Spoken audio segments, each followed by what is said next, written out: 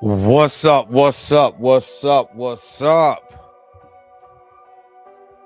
Good. What is going on, everybody? This is your man Drake back along with my man Bluminati.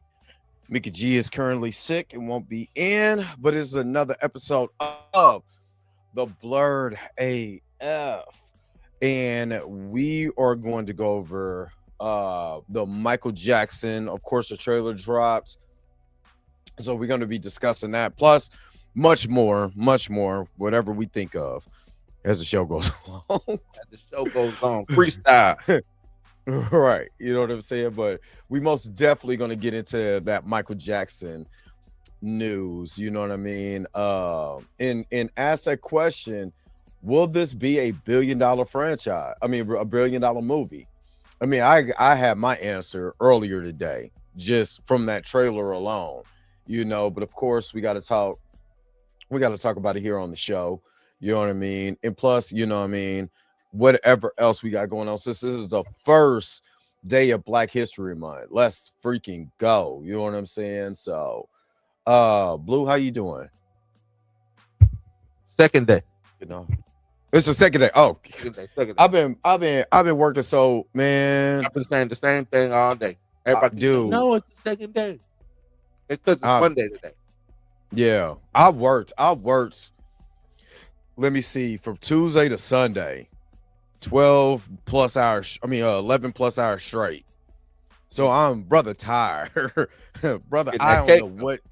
I'm getting that money. You getting that money? You know what I'm saying? It was either that or go out on the streets and hustle. Say, what do you say? He said, "Hey, Mop Top, this is where you go out there and get money." That loop. I don't need to see you out there shaking ass, bro. I need you. Nah, I'm talking about He said Jay-Z said you got to sell crack. So, good luck, Mop Top. He said, "Good luck, Mop Top. Good night." So yeah, nah, I'm good, man. Everything is good, man. Gravy. Y'all be on the lookout, man. I'm doing 28 days of superheroes. I know I'm late, but I will have those videos prepared after we do this stream or whatever. But I'm doing 28 days of Black superheroes, so y'all be ready for that. That's what's up. That's what's up. I mean, I'm not doing 28 days of superheroes. That sounds awesome. Now I think I'm still. Nah, I ain't go. Nah, that's what's up, though. I think mostly I did the Power of the Black Superhero this morning, and just talking about how powerful Black superheroes are, and especially in mainstream media. You know what I mean? Because honestly, if you think about it, anytime a Black person, you know what I'm saying, puts on a role, especially it's in the cape, as long as the story is good, then we gonna go watch it. You know what I mean? And I think that was the issue with Cap. Only thing was the story was not done well. You know what I mean? But if they would have did a really well-rounded story, it would have been. I mean, he would have blew up. Like, Anthony Mackie does not have star power. Let's just be honest. Right. His look, demeanor, the way that he acts is very contrast to like a Yaya, you know what I'm saying, or a Jonathan Majors or whatever. I'm not saying he's a bad actor. He's just not he's not a star. He's not an A-list star. He's a B-list star. There's nothing wrong with that. Yeah, it's hard for him to be the lead, but Cap is the lead. Yeah, like when Marvel films that you know what I'm saying, I did a video on it. We don't have superstar superstar actors anymore who people showed up for back in the Denzel, right? Wesley Snipes, Will Smith.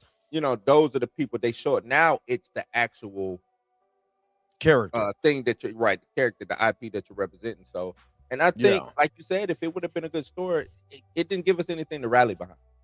Right, that's what it was.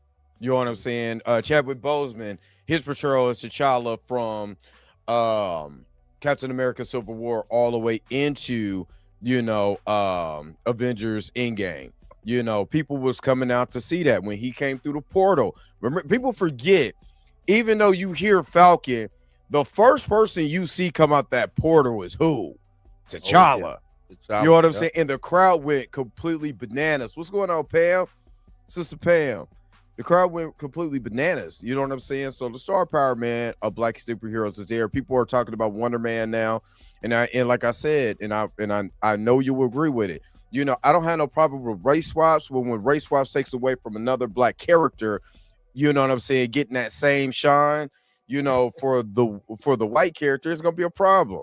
Right. Because the white character is gonna get all the love, all the merchandise, all of that. When you see Wonder Man, you know, they're gonna pull out and you know this too. You know, when Marvel and Hasbro get together, you know, they get in the HasLab, they're gonna pull out all the old white Wonder Man toys. They're gonna give you one Black Wonder Man toy. Yeah, one Black Wonder Man toy, eight white Wonder Man toy, yeah. Exactly. You know what I'm saying? All the merch is gonna go towards the all the build up as far as like, oh, go read the books, all gonna be on the white one. So they're gonna make their money. West Coast Avengers, yeah. Yep. They're gonna tell you, if you want to know more about Wonder Man, you know, buy this, you know, Incubus or whatever, and it's gonna be this little because Wonder Man ain't got that much history in comics. I mean, he does, but he doesn't, if you know what I mean. So Laura said he gonna be at Ross at the discount stores. That's wild. Yeah, he will be. That is. I'll be right there to pick him up too, Lawrence. I get him. Yep, I get him. I get him for $11 instead of paying 30 or whatever. You know, the prices done went up. I go and get him for $11.99 or $11.59. So I've been telling people that he's an original character. That version is. Yeah, I know. That's what I'm saying. I said, no, version is. I don't know who that is. Whoever Yaya played, I do not know who that is. All right, so we're gonna get this show started. We're gonna shout out all the people that sit here, man. Let's go ahead. Let's get started, man. Let's go. What does this button do?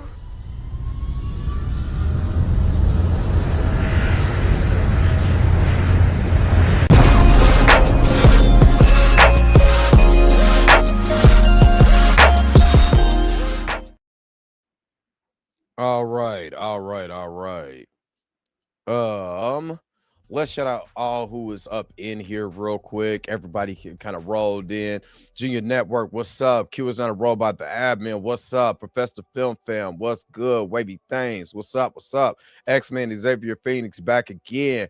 Minigasm, aka Tina, aka Mintygasm, what's up? Marley Moore is up in here. The creator. Go creating Black comics. That's what's up, brother Juma. What's up? Kizzy 492. What's up? Let me see. Persetta's up here. What's up? Lawrence, what's good? Let me see.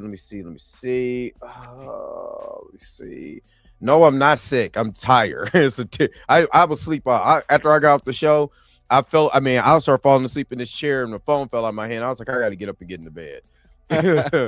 It's time for me to get up and get into bed. Professor Film Fam, what's up? Wavy Things, what's up? Let me see. LeBron's my sunshine. What's up?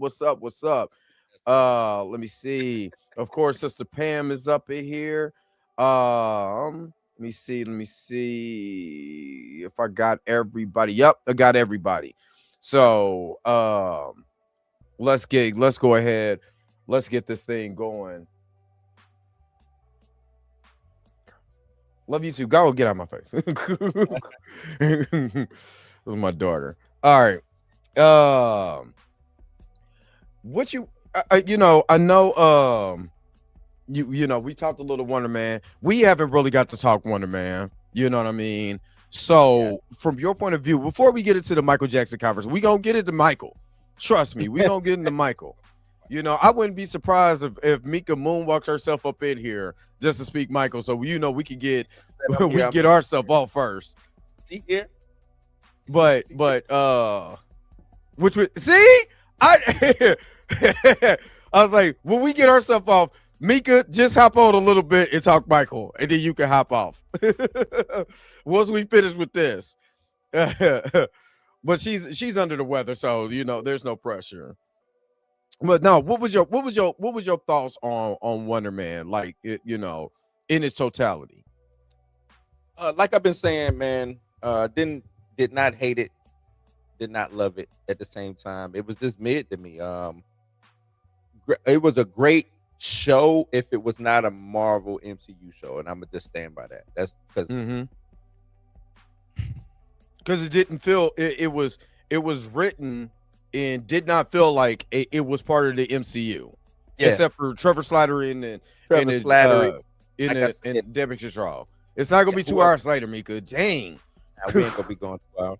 Yeah, was that Simon Q Williams. That's what I'm saying. Was a whole totally different Simon Tyrone. No, he's Haitian. What's a good Haitian name? I don't want to say it. How's he signed? Yeah, don't say it.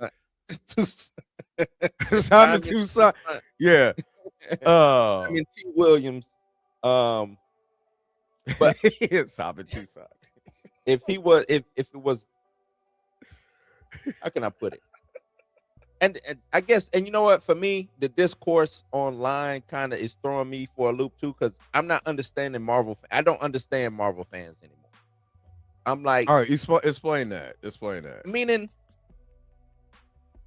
and I don't want to sound like the old man get off my yard type situation, but hey, old man yelling at cloud. Yeah, like I don't want to sound like that. But what are we showing up for? Are we showing up for comic book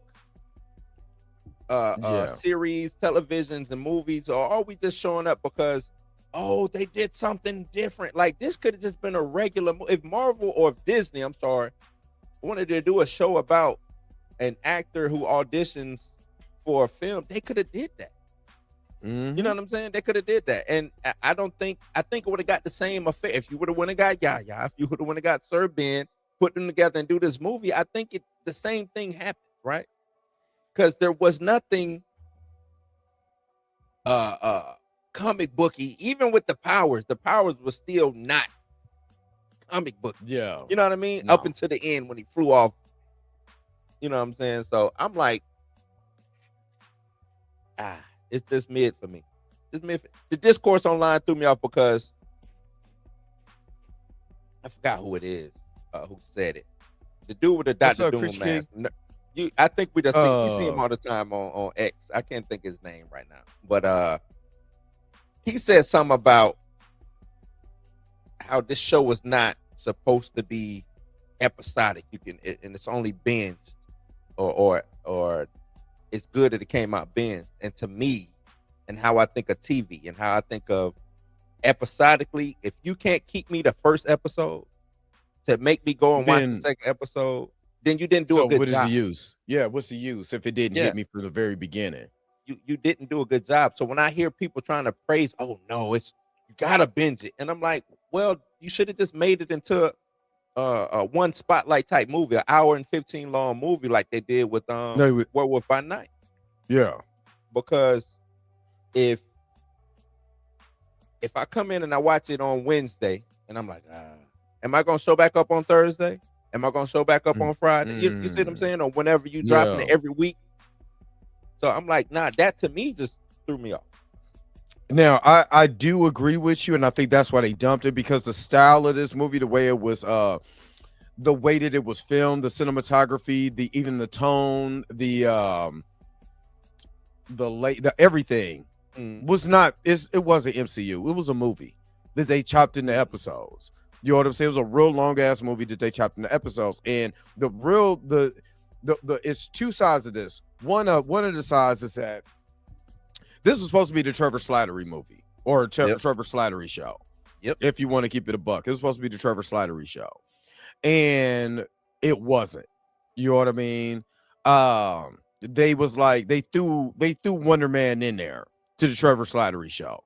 You know what I mean? Trevor Slattery if you really think about it, it's about Trevor Slattery's journey coming back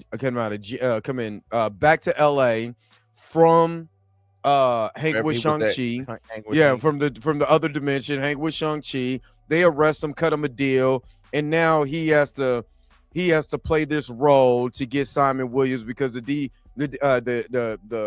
DDOC, yeah, or is it DDOC? Yeah, Departments of Damage Control, or DDC. Yeah, Department. DOD. Yeah. So they gotta fill up jails, which sounds very, very, very on the nose. You know what I'm saying? So let's get the black guy, because another black guy did something he wasn't supposed to be doing. Josh Gad is still in the dark dimension. He done kidnapped him. So I need you to go get this guy because we need to justify why we need to fill up jails. Am I lying? Am I lying? Now the meta comment. Now, my personal opinion, the meta commentary is very well done. Way better than She-Hulk. Way better than She-Hulk. The acting in here from Yahya and Sir Ben Kingsley is amazing. It's and really, because you're an actor, I'm an actor, you know, we do different things, you know, especially me, you know, because you have a theater background too, right? Yeah. Mm-hmm. You know what I'm saying? So we both come from theater, you know what I mean? So we know how that feels to get in the character and to be able to have our input and different things as far as like that, getting in the character. You know, your next job, you know, your best job is your next job. You know what I'm saying? Because you know, you're trying to become an actor. Trying to build that. Yeah. We feel that. Yeah, we feel that. Somebody who don't know nothing about nothing, don't know nothing about that. They coming for the superhero. They coming for the superhero stuff. Yeah. And like, I'm spending 7 episodes not doing superhero stuff. Right. And that's the thing for me. And that's what I mean by what is the Marvel audience now? Because if we letting stuff like this slide and we're saying it is the best thing since sliced bread, I just can't rock with, you know what I'm saying? I just can't rock with that. Yeah. I don't know how I would feel if the name of the show was called Batman and it's Bruce Wayne working at Wayne Towers, Wayne Enterprises for 8 episodes trying to get a deal done. I don't know how I would feel about that. You know what I'm saying? I'm like, is this a Batman show or is this a Bruce Wayne show? You know what I'm saying? Or at the end, he puts the costume on and walks out of the room. Right. He arrests one guy or something like that. Like, I just don't know if see, you could do that with Penguin because Penguin was already let's be honest. Let's compare it to Penguin, right? Penguin was already established in the Batman. So we already had this universe already mapped out. We knew what the atmosphere in all of that was going to be. So they made a TV series just as an extension of that didn't need Batman because we're following the Penguin, but Penguin was already established. Wonder Man wasn't establishing nothing. And prior to you getting this show, Trevor Slattery was. And the show was called Penguin, and it was Penguin doing Penguin stuff. Penguin doing Penguin stuff. Being Penguin from whether it was straight rip out of the comics or rip out of it was Penguin doing. If you had watched Penguin cartoon, if you seen him hell, if you saw him from the Batman Returns movie, you would still, okay, this is Penguin. You know what I'm saying? Right. This is Penguin. Simon T. Williams. You know what I'm saying? That is nowhere near any other than him being an actor. That is not one. Enough. I'm just, I'll tell all my Haitian folks, how many of y'all are named Williams? Just want to know. I would think you would have a French last name or something like that, but you know, William. I just want to know. Parents was Haitian too. It wasn't like one. But exactly. So somebody let me know in the comments. You know what I mean? Like, I'm not mad because I think Yaya's Haitian. So I think that is he Haitian or am I tripping? I don't know what Yaya is. That's a good question. I do not know. You know, so, but I'm not saying. But the crazy part is, like, okay, my thoughts was this is an amazing show, as far as a show from start to finish. This is actually amazing as far as what the story is trying to tell. But as a superhero content, nah. Yeah, nah. It's it's a bad superhero show, and there's nothing wrong. You know what I'm saying? When I say that, I'm not saying that to disrespect. Like I just saw, I think Marlon Mar just put in saying that it's the #1 trending show on Disney Plus in 69 countries. That's dope. I'm not trying to take nothing away from. If Marvel has a hit, they got a hit. I can't stop something from being a hit. That does not mean that it's not a good superhero. You know what I'm saying? Like, things can be hits because it's just good, right? Or it's good for what it is. But that doesn't mean that it's a good superhero show. There was no superheroing in it. I saw somebody say, well, Wanda was like that. I said, Wanda from the gate was a superhero show because she was using her powers from start to finish. Start to finish, she was doing that. So why did they make him Haitian? Why they make him Haitian? His last name is Williams. I look, man. I wish I don't know what be going on up or in the Marvel was his daddy Mr. Williams and he just had a Haitian mom, and then he died. There was no. Let's just be honest. The parts of the again, from what the meta commentary is saying, right? Let's just be honest. What the meta commentary is saying is phenomenal. I'm never going to deny that. The cinematography, the way it's filmed, the way that they structure it, the tone, all of that. It don't even have to be called Wonder Man. It just could be called Simon. You know what I'm saying? Yeah, or better. Yeah, you know what I'm saying? It could have been called, you know what I mean? What Trevor and them. Yeah. My buddy Trevor. You know what I'm saying? You know what I mean? Or the Adventures of Trevor Slattery. Yeah. And it would have been fine. It would have been fine, right? It would have been fine. With it being a superhero content, and you're thinking about superhero things and doing superhero things, all of that was thrown out the window to tell a story about Trevor Slattery trying to set somebody up so he could go to jail, so he could fill up jails. That's what it was. That's what it was saying. You know what I'm saying? That's what it was saying. Which again, there's nothing wrong with that. Just don't put the moniker of, you could have just let Yaya be any other character and just go on this adventure, or you could have just technically, which makes it even worse. They could have technically made this a like you said, a Trevor Slattery movie. And if you wanted Yaya to just play some random dude, you know, kicking it with Trevor, fine, and call it the Trevor, like you said, the Trevor Slattery Show or Trevor's Great Adventure, whatever. You know what I'm saying? I think that would have Trevor's Greatest Adventures. I think that would have, and like I said, this is probably a selfish nitpick on my part, because everybody seems to be loving it. I don't want to take no joy away from people who are loving the show, but the selfish nitpick on my part is it had nothing to do. Hell, it had nothing to do with the MCU. Really, I know everybody. Oh, the DoD, damage control. If you took all of those things out, that show still shows. It still does what it. You see what I'm saying? Like it still plays. It doesn't miss a beat. If I get rid of damage control, shit, that's probably the real only super, because both of them are original characters. Trevor Slattery and Simon T. Williams are original characters. Simon the T. only shit, the damage control dude is the original character too, because his name in the book is Albert, I want to say. All right. And he's a black dude in the comics, but here, but it's not the same guy, I don't think. I think they just share the same I think this is an original character. That guy's our original character. Yeah, I think they based it off of the black guy in the comics with the last name, but it's a different first name. Okay, so let's just because Laura said something that made me think about this. If they would have just had this, he didn't have powers, right? And he was just some actor, but except damage control. Let's just say damage control was trying to find what needed Trevor Slattery to get an actor, almost like Team America World Police. You know what I'm saying? Because they needed someone who could be able to, because you can't program White Vision with the emotional beats that you need, because he's too computerized. They found out, you know what I'm saying, that, you know, they put him online. Initially, we don't see this at first. Like, you know, tie it into WandaVision. You don't see it at first that he's computerized or whatever. You know what I'm saying?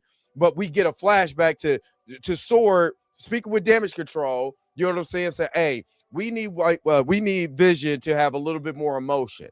So I need someone who could be able to get it. And be like, I can use Trevor Slattery to because he's too old. So let's get a new guy, you know what I'm saying, that's a really good actor to give him the emotional beats. And that's, you know, and at the end of this, you know, they find out he's trying to kidnap him. You know what I'm saying? Use his brain patterns or whatever to get the Vision online. They still got, you know, Wanda's chaos magic, you know what I'm saying, stored away like they did when she did she affect that the missile or whatever they were trying to shoot at her, and it still had the chaos energy. You know what I'm saying?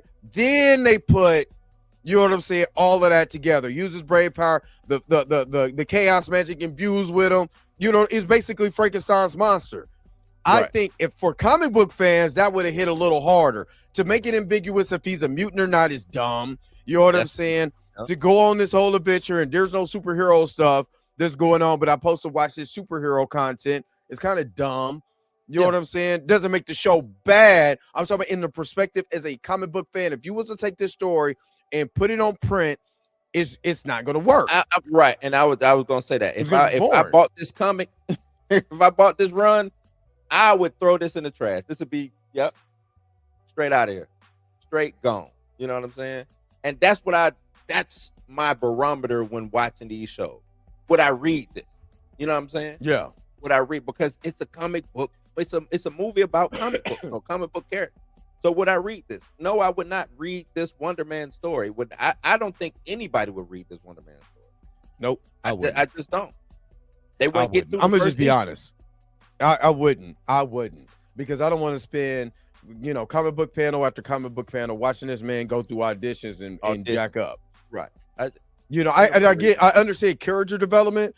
I don't need 7 episodes of character development before we get to the superhero stuff. You know, we can see him, you know, he's unable to control his powers. I see that. But again, let me say this again. For what the story is trying to tell, right, about Hollywood, they told you exactly what they think about race swaps in here. When the Simon Kovac character, you know, comes in, he was like, "You're the only person I see in here." Damn the white guy that you're playing. Right. I do believe some directors, you know what I'm saying, are saying that. You know what I'm saying? They be different because again, some people don't care about the IP. They just care about making money on a movie or a TV series. From what I understand, because me and Tina, we talked about it, and she played the interviews and stuff. Feige went after Yahya for this. Feige personally went after Yahya for this. Daniel Destin Creighton wanted to do a Trevor Slattery show. Right. I did hear that. So he wanted to just do it, which I think would have been fine. Let him do his Trevor Slattery show. But Feige wanted Yahya to be Simon for some reason. Like, what? You know, that's your boy too. That's your boy. Man, come on, man. It's your boy. I'm like, but I bet you I bet you that line, you're the only person I see for this role came from Feige. Yeah. Hey, man, hey, I got one request. Put this line in here. This is exactly what I told you. But again, this is another, and I'm going to be honest. Again, let me say this one more time. I like the show.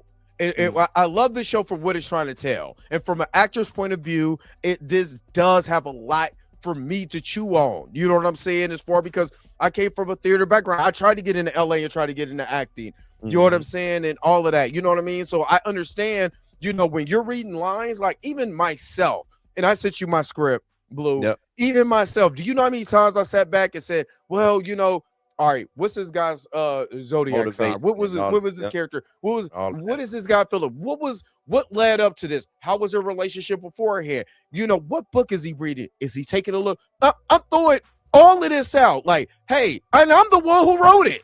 I'm the one who's going to be directing this and filming it. So, Dre, go ahead. Not to cut you off, I'm gonna tell you this: when Yahya was talking to the director and saying, "Hey, if I'm reading this book, shouldn't I be doing this?" Yada yada yada. That's me. I've done that before. Now I didn't go as far as he did to where I got kicked off the set. That was it. Right. He was doing too much. Actors do that. Actors, you know what I'm saying? Yes. They want to know what the okay. If I'm talking to this girl or this dude or whatever, who am I and why am I talking to this girl? Because on the script, it's not going to tell you that. It's just going to say Ben yells at Susie because the pot fell. Now, why was the pot hanging? Where am I coming from? Why am I mad all of a sudden? Like, these things matter in the character of me reading the script. That way I can control my tone, my pitch, how I'm supposed to look, all types of things like that. So I'm not overacting, I'm not underacting. You know what I'm saying? So yeah, absolutely. Right. But at the end of the day, who cares? Because how many people want to be actors? You know what I'm saying? Watching the show. How many people are involved in the acting, the minutia of acting? Yeah. They showed up to watch laser beams and flying. I hate to say it. That's what they showed up. No, you're right. You're right. I told you my my friend in my job, you know what I'm saying? Jeff was literally asking me, what is this? What is this supposed to be? Who is this? Because he was thinking it was going to be one. He was like, he liked the show, but it was like, where's the action? Is he a superhero? What is this? Yeah, I don't, and I hate to say it, it's a good show, but I wouldn't recommend this to anybody. Like, I went to work, I didn't bring it up to nobody. I didn't say, hey man, you should watch one. You know what I'm saying? Like, I did none of that. And again, let's be honest. You know, for Yaya is about the check, and that's why I always said, I was like, I'm not mad at actors who go after these roles. They need a check. You got stuff. You got a lifestyle to maintain and all of that. You know, your next role, you never know what your next role is going to make you. You know what I'm saying? So, I mean, hell, you know, people didn't know that a diss song will be a Grammy, a Grammy win. Will get you a Grammy. You know what I'm saying? So, you know, sometimes you don't know that. Maybe 5. You know what I'm saying? You know, 1, 2, 3, 4, 5 plus 5. That's how many Grammys he won. You know what I mean? That's crazy. I just thought about that too. You know what I mean? So, you know, so you don't know. So I understand the actors. I'm not mad at the actors whatsoever at all. I'm mad at the studio. I'm mad at the studio heads. They're going to go get these actors like Yaya. Then you got a whole T'Challa sitting out here. You know what I'm saying? That needs to be resurrected. You got, you know, Brother Voodoo. You want to do Haitians? Go get Brother Voodoo. You know what I'm saying? You want to, you want a time traveler. You know what I mean? Jonathan Majors. I want you to play Bishop. You know what I'm saying? You know, and would have been a dope Bishop. Would have been super dope Bishop. He got the size. You know what I'm saying? He got the look. You know what I'm saying? I mean, I don't know what he'll look like in some dreads, but I don't think I can see that. I don't want him to look like Yaya. He done had the low cut before, though. Well, he had the low cut. Yeah, he had the bald head. He do got the bald head. I just don't want him to look like. I don't want him to have the same dreads Yaya did in Black Mirror. Oh yeah, don't get him and Cap together. Right. and playing video games together. Happy. Ain't nobody that happy playing no video games. Unless you try to be happy playing the video game. You know, I'm just saying. You know, the more I think about the writing of the show, though, the writing from the actor's perspective was spot on. And then I think it's phenomenal. When we try to get into the Marvel aspect of it, it was stupid. And yes, that's what I'm saying. Is the agent, right? How did for one thing, how did Yaya end up on his radar? Like for real. Exactly. Well, I mean, they said that there was these anomalies that has happened over the time, and they think he's just been in hiding. You know, like the fire that happened when he was a kid. That fire could be explained. How did it get on the radar of the DODC? DOD didn't even exist back then. But then it was like the incident with when his girl snapped on, left. You know what I'm saying? He damn near blew up his apartment. And all, you got shockwaves coming through the whole projects. Somebody gonna snitch.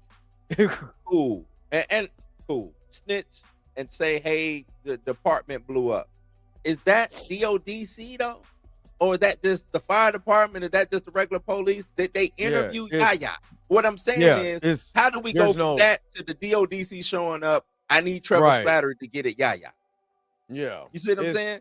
And they had no proof of this. They needed Trevor to get proof. They had nothing, no pictures, no Oh, we think nothing. This was just some rogue shit. This was some random shit. Yep. That's what I'm saying. What it was. It's a meta commentary on literally what's going on right now. You know what I'm saying? Even so, even ICE, even the LAPD, hey, he looks suspicious. You know what I'm saying?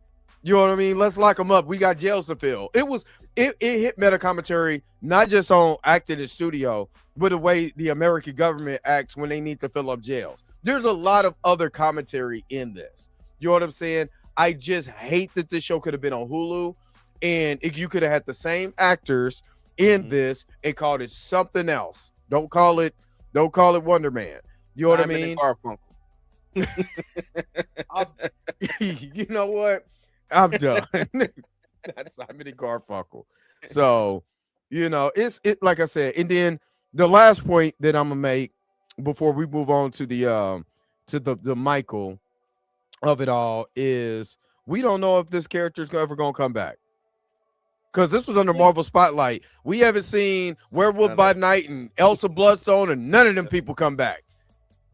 So why would he? What sense does it make for him to show up and come back? They didn't connect nothing. Like I talked about, I think you talked about it. She-Hulk. She-Hulk would have been the perfect person to really show up. You know what I'm saying? Right. They both in the same state. She-Hulk is a lawyer. In LA. Short-man clause. Yeah, where is she at to be able to defend this as a superhero?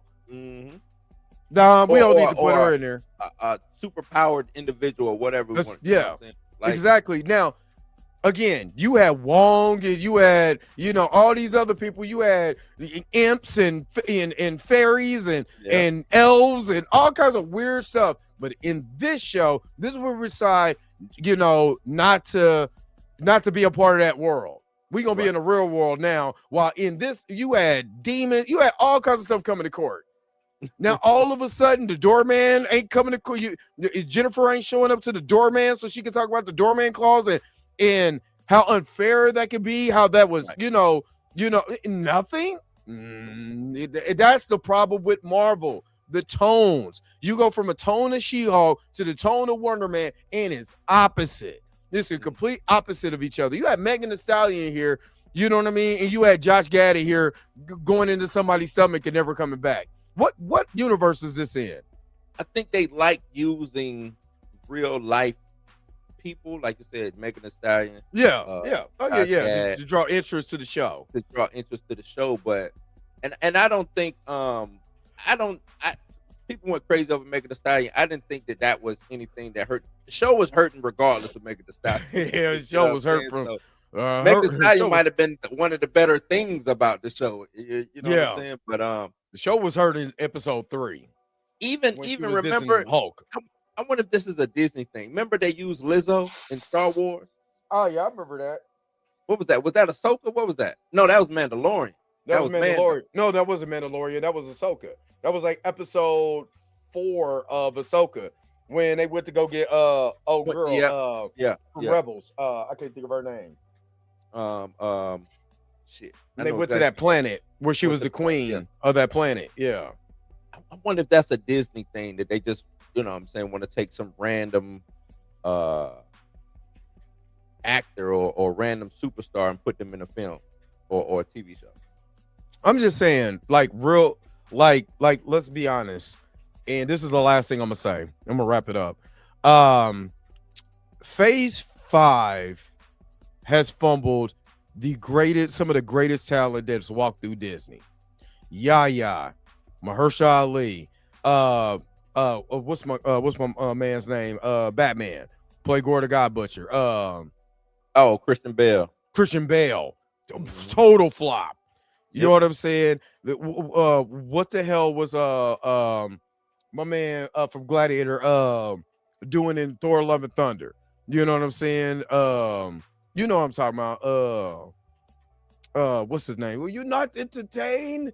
He you talking about who plays Zeus? What's his name? I know exactly. It'll come to me. After when the show over. Yeah. But I know you're talking about. Yeah. No, they wasted. They wasted a lot of talent. Yeah, they wasted a lot of talent. Giancarlo Esposito wasted. Yeah, Russell Crowe. Yeah. They waste them. They waste them. They just bring them in, be stupid, be silly. The only one, Giancarlo Esposito, Christian Bale, those were the only ones that actually had a little oomph to them, you know what I mean? Just a little bit.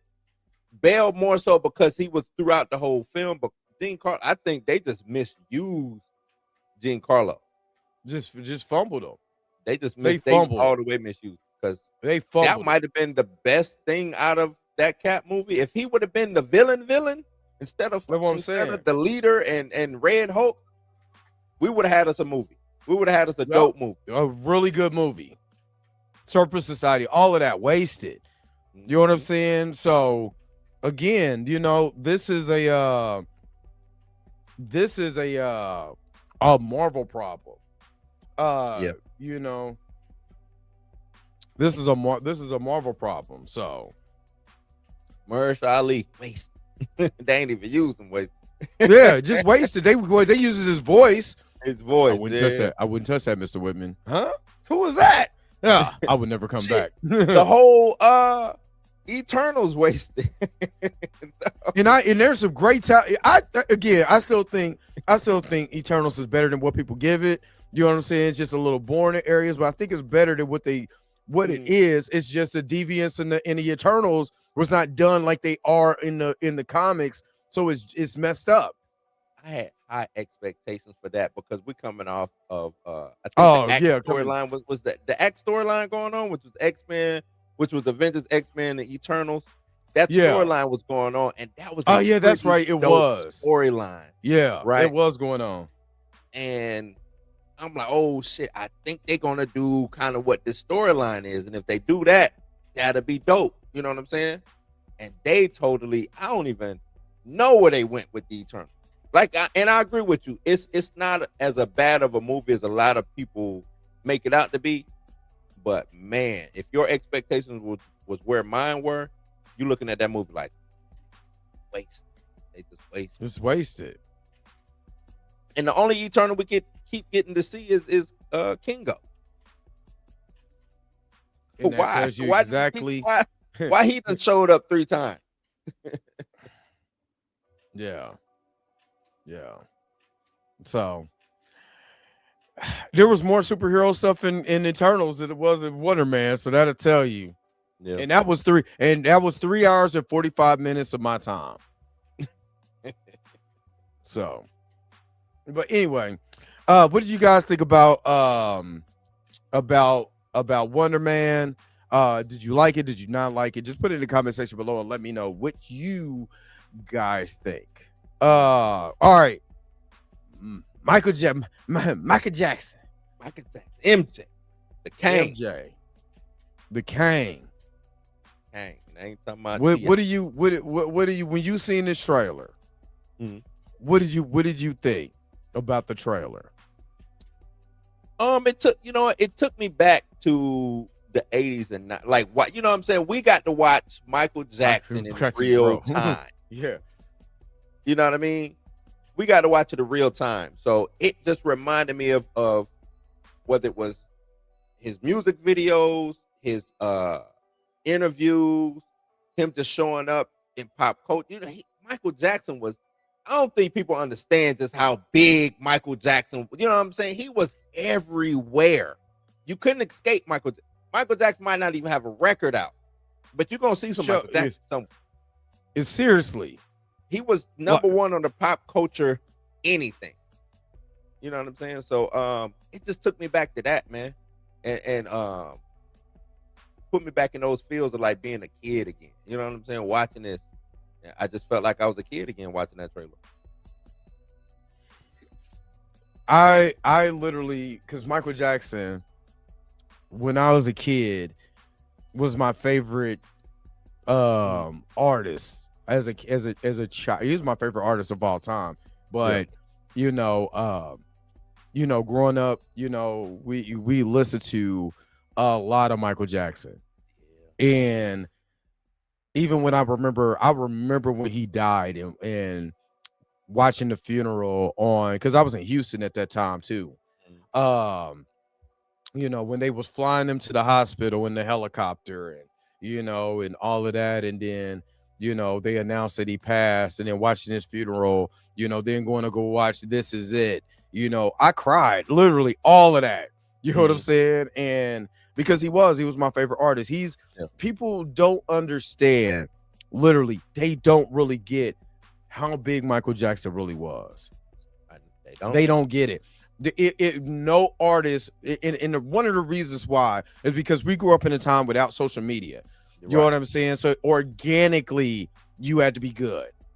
And organically, this dude was literally he's the biggest superstar of all time. This man was going into places. He was going to Russia and we were going through all this stuff with Russia. He over in Russia. You know what I'm saying? He's meeting with Ronald Reagan and all this other stuff. This dude going over to London, and this the way in talking about really peace and healing the world and some of this stuff. I'm like, you would never get another artist like that. No. Never. Social media made it impossible for an artist to be that big. And the only other artist that I can see that is you don't hear from a lot is Beyonce. You know what I'm saying? So when she pops out, because she's not on social media like that, you know what I mean? She might be the closest when it comes to that. You might be right. Because Taylor Swift is not. But even that is miles apart from Michael Jackson. Very. I mean, you talking about states apart. You know what I'm saying? We talking about from Montana to Michigan, far apart. Right.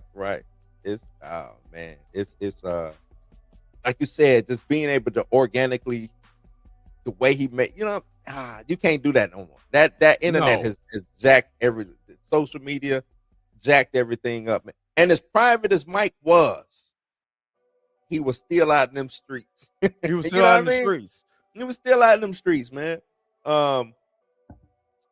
This movie is gonna be a dope movie, man. I'm gonna get me a hat and a glitter glove and penny loafers. I'm doing it up, man. I gotta do it. I think I gotta do it up. I got to. At least something. I gotta do something for the first time going. You know what I'm saying? Whether it's just, even if I'm just wearing the white glove or the hat, I gotta do something. I might just get a Jerry curl for the day. I don't know. I gotta do something. I'm trying to figure out, like, hold on. I'm about to I gotta switch it to actual headphones, because these mugs, I didn't let these charge enough. But I mean, for me, I'm excited. I'm trying to figure out if I'm going to do Billie Jean. am I going to be Michael Jackson from Thriller? You know what I'm saying? When he got, from the movie, or you know what I'm saying? What's wrong? I might do the piano shirt. I don't know. Yeah, that's what I was thinking about. Honestly, I looked it up, and I was going to do the piano shirt, the beaded jacket with the penny loafers. You know what I'm saying? The jeans, the belt. It's all on Amazon.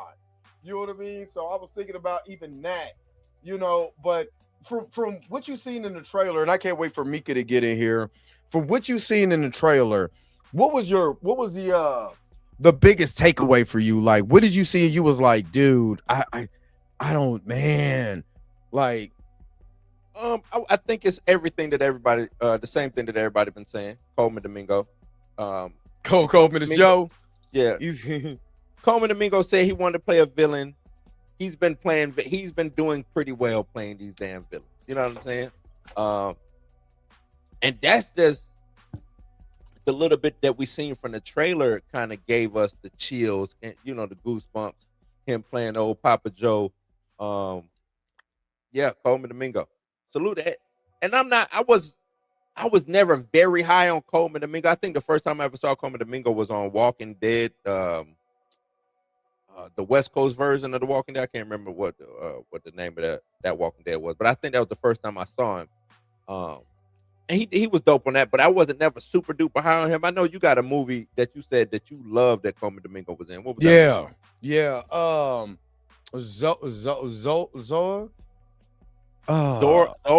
Zora, I think that's what it was, about the girl who met the Zora. I think it's Zora. But about the girl who met the the white chick, you know what I'm saying? And they wanted to, she was like, you could make some money stripping or whatever. We're gonna go to Miami. And Copa Domingo is in, he's phenomenal. You know, switching between, I didn't know he was Caribbean. You know what I'm saying? So switching from his Caribbean accent to his regular accent, you know, to an American accent, and back and forth when he got met. It was, man, the movie was good. I didn't think it was gonna be that good. It was actually really good. You know what I mean? So yeah, you know. So he's a really good actor. Let's just be honest. He's a really good actor. He's one of them. He a talent like that. I hope he gets his due. And this could be one of those films that give him his due. If anything, if he just comes short of an Oscar, but he gets a Golden Globe and he gets, you know what I'm saying, some accolades off of this movie, everything for me will be well deserved. I think. I just watched him in The Running Man. He was a villain in that, if you want to call that role. I mean, he was a villain in Spider-Man. Yeah. In Spider-Man Friendly Neighborhood Spider-Man, which was surprisingly well done. They gotta, and I know we're against the race wise, but he got to be normal. He was good. Got to be. He was good. Do it. Yeah, he was very good. I'm sorry that the voice, everything, even though it's a cartoon, it was very good. I think Coleman gonna be a standout, but I think this is gonna bring. But Jafar is gonna be in a, and I hate it for him. He's gonna be in one of those categories where, wow, he really brought it as his uncle. You know, even though he looks like Jermaine, if you really look at him with the big nose, I'm like, boy, you look like your daddy. You know what I mean? But he's going to be so phenomenal as Michael Jackson in this film. He's not going to be able to get the work that he wants to get after that, because they're going to, you know, he's just going to be Michael to everybody. You know what I'm saying? And that's going to be unfortunate. You know what I mean? You know, his pathway to me would be television. I hate to say it, because like you said, him being Michael is gonna hurt. If he wants to continue acting, Michael might hurt him. Now, if he comes out after Michael and he does like television and it's something totally different than Mike, or like Amazon or you know what I'm saying, something like that, or a Netflix show. Yeah, a show, not like, you know what I'm saying, a actual movie or something like that, but a show. I hate to say it. He can go slum, and I hate using the word slum it. He can go slum it with TP for a minute. You know what I'm saying? Just to build the resume up. Mm-hmm. And then from there, I wouldn't even do that. I wouldn't even do that because he's with Antoine Fuqua. Go to Amazon. Go to Amazon. Go to Hulu, or really where he would take off if he was in an HBO show. HBO, yeah. You know what I'm saying? Because Fuqua one of my favorite directors. Maybe because I want Fuqua to come in and do. I want to do Black Panther. Yeah, that's who I would want him to be. Black Panther. To do Black Panther. Black Panther or Blade. I wouldn't mind him or doing Blade too. Yeah. Yep. That's one of my favorite directors. So maybe he could hit, maybe you're right. Maybe he can hitch his wagon to Antoine Fuqua, and whatever Fuqua does, he shows up in that. You know what I'm saying? Maybe we'll get another. Maybe him and Denzel could do part 4 of The Equalizer or something. Ain't no Because now if he don't sound like Michael, they'll be like, "Hey, Michael's voice is a little deep. Hey, man, freeze!" And he come in like old boy from what's we call it, from Bad Boys 3 or what was that? Yeah, the Reggie. He come in like Reggie. What is Reggie? Yeah. Like but Reggie. What I noticed in this trailer for me is that I seen a lot of the American Dream in there, but condensed. I recently watched the American Dream, and you're gonna have that story with Joe. No, I'm Fabrizio, or no, we're not saying that. We're not saying this. The movie would not be successful. We think it's going to be $1 billion. I think this is going to be $1 billion film. I think it does $2 billion. It's going to be stupid. Yeah, the international is going to be is going to kill it. $2 billion. The international scene is going to kill it. And Mika G is up in here. Hello, Mika G. I know you're under the weather, so we don't expect a lot of voice from you, but yeah. How you doing? I like that sweater. Or that's hoodie. Dope. Yeah. You know, it says F you in Smurf language. Smurf off. Smurfinese. Nah. It might. But so this is what I'm well, so about the American dream, of course you focus on Joe, you know, you focus on Joe and and his mom and you know and all of that and how they built the family up. I think we're gonna get elements of that, but from the POV of just Michael when he was growing up. You know what I mean? And I think that's going to be better because if you watch American Dream, it's about all of them. But we didn't get from a POV version until we got into the Michael story, you know, when Wiley Draper was playing them. You know what I'm saying? That's when it went from all the kids, because we didn't start following Marlon. We wasn't following what Jackie was doing. You know what I'm saying? We didn't even get to we didn't even get to Jermaine making diss songs about his brother. We didn't get none of that. You know what I'm saying? Because it followed Michael from the tail end, because they knew who we really came to see. Even the American Dream knew who we came to see. I think we're going to get that introspective point of view from Michael, and I believe his book, the book that Mika introduced me to, is going to have a lot of influence on this movie. And I think they're going to take a lot of what Michael was saying in that book is going to be applied to film. And I think that's the introspective we're going to go in that. You know, what do you guys think? Well, Mika just came in. I want to hear from Mika. What? I know. Well, finish it. You know, finish your tea. Hold on. Give me 5. Finish your tea. I mean, I'm listening. Finish your tea. I think we're getting Thriller Mike. I think this is Thriller Mike. I think we're going in the bad because if you look, because the clips in this trailer they're going in the bad. We're not going into light Mike, dangerous, or we're not going into dangerous Mike. You know what I'm saying? A history Mike. We ain't there. So with you saying that, go ahead. This is a 2-part movie. So this is it is a 2-part. Yeah, because it was so much that they filmed that they couldn't get. That film would have been 4 hours long, and then they would have had to put an intermission in between it, like it was Hamilton. So I would have been cool with that. I would have sat there and watched it. I wouldn't have. You got me the first 2 hours, and I'm like, all right, so I'm gonna come back for the second half on my other ticket. But it was so much information that they couldn't fit it into just one movie. So maybe it's going to stop at a certain point. Maybe it stops at the right before the Dangerous tour. You know, we get to experience him, you know, being on stage with his brothers and how Joe finagled his ass into doing that. But it ain't gonna be all sugar plum and sweetness like it was in the American Dream. I'm gonna say it like that. That is not going. This is about to be raw, real, and unfiltered. And I hope they do use his words from his autobiography as well too. Yeah. I hope they include the beef he had with Prince.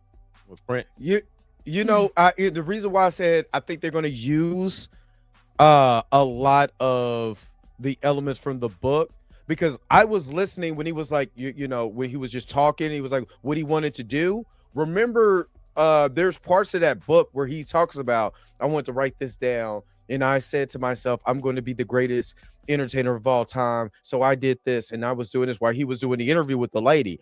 And I think that's what was going to capture everything and bring it back to that book from his autobiography. He's the embodiment of the law of attraction. Like he literally manifested everything that he wrote down. Like he manifested everything he wrote down. However, even though it is the law of attraction, he still put in that work though. Oh, yeah, yeah. no, He put in that Oh, work, yeah. and that's what a lot of people forget when it comes to the law of attraction. People always be like, "Oh, I did all the things. I did all the things." But did you really do all the things? Did you Right. just write things down and just hope that the universe was just going to be like, "You know what? He wrote it down or she wrote it down. I'm going to give it to him." You know what I'm saying? Gotta give it Did to you him. do the work Mm-hmm.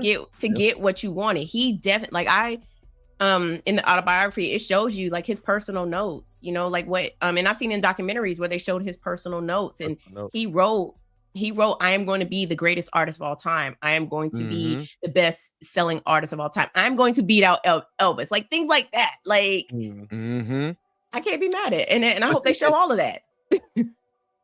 That's why I think it's that thriller area or thriller in between thriller and bad. And him looking, especially if we talk about, you brought up that tour, Mika. If we talk about him having to do that tour, but I can't do my thriller tour, imagine the thought process that he's having on that, you know what I'm saying, that tour, what he's writing down. And I think they're taking, like you said, take those notes, and we're going to turn those notes into a movie, scenes from the movie. Like, because I think a lot of it is going to be flashback. I think the POV. Do you think it's going to be a flashback? Is that what you're saying? The POV portion is going to be just strictly flashbacks? Well, yeah. So I think, like I said, I think we're getting Mike thriller as we're going to bad. But as we're watching the POV of Mike thriller going into bad, a lot of the things he's probably, how I'm thinking about it is he's going to be having flashbacks. And that's how we were going to get that story told leading up into the point of where we're at. I think it's going to be, he's being interviewed for his autobiography. That's what you think? I think that's what it's going to be. I think it's like he's sitting down with the people that helped him write his autobiography, and they're like, "All right, take us back to the beginning." And then that'd be good. And then he starts telling the story about how, and then that's a perfect place to cut it off, because when he wrote his autobiography, he was just starting bad. And so that's a perfect place to cut it off, right? Because now the next movie we roll into bad. Roll into bad. Okay. Bad and West. I'm with it. Honestly I'm with that, because if you kind of look at, if you ever read, or even again, I listened to it with AI Michael, and it was kind of creepy. It is really good. It is really good. I need to go and buy it. There's nothing but like $15 on Amazon. What's the name of the book? Is it Michael? No, it's a Moonwalker. The Moonwalker. Yeah. Moonwalker. I'm about to go get that. I think it's the Moonwalker. I think that's I'm pulling it up on my Kindle. But now, yeah, hopefully, Lawrence, we do get that part 2. Because I heard it is split into part 2, but I heard that they need to see what this one does first. Moonwalk. And I'm like, y'all don't need to see this. Moonwalk. Y'all know this a memoir. Really? It's called The Moonwalker or just Moonwalk? It's called Moonwalk by Michael Jackson. Moonwalk. Okay. But yeah, because I heard that they want to wait and see if it's how good this movie does or how well it's received before they, finish part 2. It has been, I agree, it has been split up into 2, but that 2 might just be sitting on the back burner until they figure out what this first one is going to do. But I'm like, come on, man. Y'all know it's at least a bill. I think it's going to push $2 billion, but it's at least a bill. For me, out the gate, easy. It might, week 2, week 3 might cross the billion mark. You know what I'm saying? Especially if it's good. I agree. I think this is going to be phenomenal. If you want to tell the truth, I think this is going to be phenomenal. I think good ain't even the word for it. I think this is going to be one of those movies where you're going to be still in your seat, like, because for one, the music, let's be honest, the music is going to hit everybody. I mean, from, the beginning of the Jackson 5 from ABC all the way into bad. We're going to be feeling all of that music. So the music itself, the soundtrack, because it's Michael Jackson, is going to have us excited. Right. But I believe the integral parts of Michael. And remember, remember in American Dream where he was walking on the beach and he was just trying to figure, they show him and Jermaine walking on the beach, just Afro wiggling. You know what I mean? But he was just talking about what he wanted to do and what he wanted to see. I think we're going to expound upon that. You know what I mean? Because he was going through a hard time getting out the shadow of the Jacksons. You know what I'm saying? And becoming his own star. And then when he did Off the Wall, it wasn't as well received as he thought it was going to be. You know what I mean? It wasn't like he thought he was just going to go to the moon on that one. And he was like, no, I gotta refocus. I gotta redo all my shit. I'm about to be the greatest. I'm about to work hard. I'm about to do this. I'm about to do that. So go ahead. But the reason why Off the Wall didn't do what it was supposed to do is because Joe didn't allow for him to tour Off the Wall. Yeah, Off the Wall. He made it part of the Jackson tour. And granted, yes, was Off it the Triumph? Wall is Yeah. Granted, Off the Wall is a classic, right? Now it is. But at that time it didn't do what he thought it should have did, like what Thriller did. Because Joe was like, nah, you gotta take your brothers with you. And I mean, I want to take them. You like them. I mean, that's how he felt. Like he was just like, they holding me back. They not as talented as me. They're not. They can be backgrounded. You know what? Let the two that play instruments, they can be my background. Them other two can't come. Them other two can't come. They also say that who play the bongos, he can get on that. with Off the Wall, a lot of people say with Off the Wall that music changed, and he was like one step behind music change. Off the Wall was really like a disco album, because it was a disco album. Disco had died, hadn't died, but it was on its way out. And Off the Wall is a traditional disco album if you listen to it. So a lot of people say that it was just lagging. It was a step behind what music was going on. And then like you said, Mika, you combine that with not being touring that album, then it's not going to be that received like that. So then when you go on the Thriller, and Mike just started just playing, he just started, because that, I think we talked about it. The what is it? The girl, what's the last song on Thriller? The last song on Thriller is no, it's not. It's She's Out of My Life. Oh yeah, She's Out of My Life. That song. Oh, I'm thinking the side A. I'm sorry. No, child. Think about side A. My fault. Side B. That song don't sound like nothing that's on Thriller. Wait, are we talking about the last song Off the Wall or the last song on Thriller? On Thriller. What's the last song on Thriller? She's Out of My Life. She's Out of My Life. Yeah. Which is a ballad. Mm-hmm. But that's, I mean, he had to prove that he still had it. You know what I'm saying? When it came to creating a ballad, Right. Yes, we want the songs that make us dance. We do want that, right? But I think She's Out of My Life was supposed to prove, like, you know what, baby, I could do better. I could do more than just dance song. Y'all gonna get these vocals. But then, what album did he quit working with Quincy on? Was it Bad or was it Dangerous? Dangerous, because he worked with Quincy on Bad. He worked with Quincy on Bad. It was only, I think it was, but it wasn't as many songs as he did for Thriller. Okay, because that was Dangerous was what mostly Teddy Riley, right? I want to say that was all. I want to say that too, but now I gotta. Are you talking about Dangerous? I think it is. Dangerous was Teddy Riley. Was it mostly Teddy Riley, or was it some songs was Teddy Riley? I think it was Jimmy Jam, Terry Lewis. It was a mixture of people. Yeah.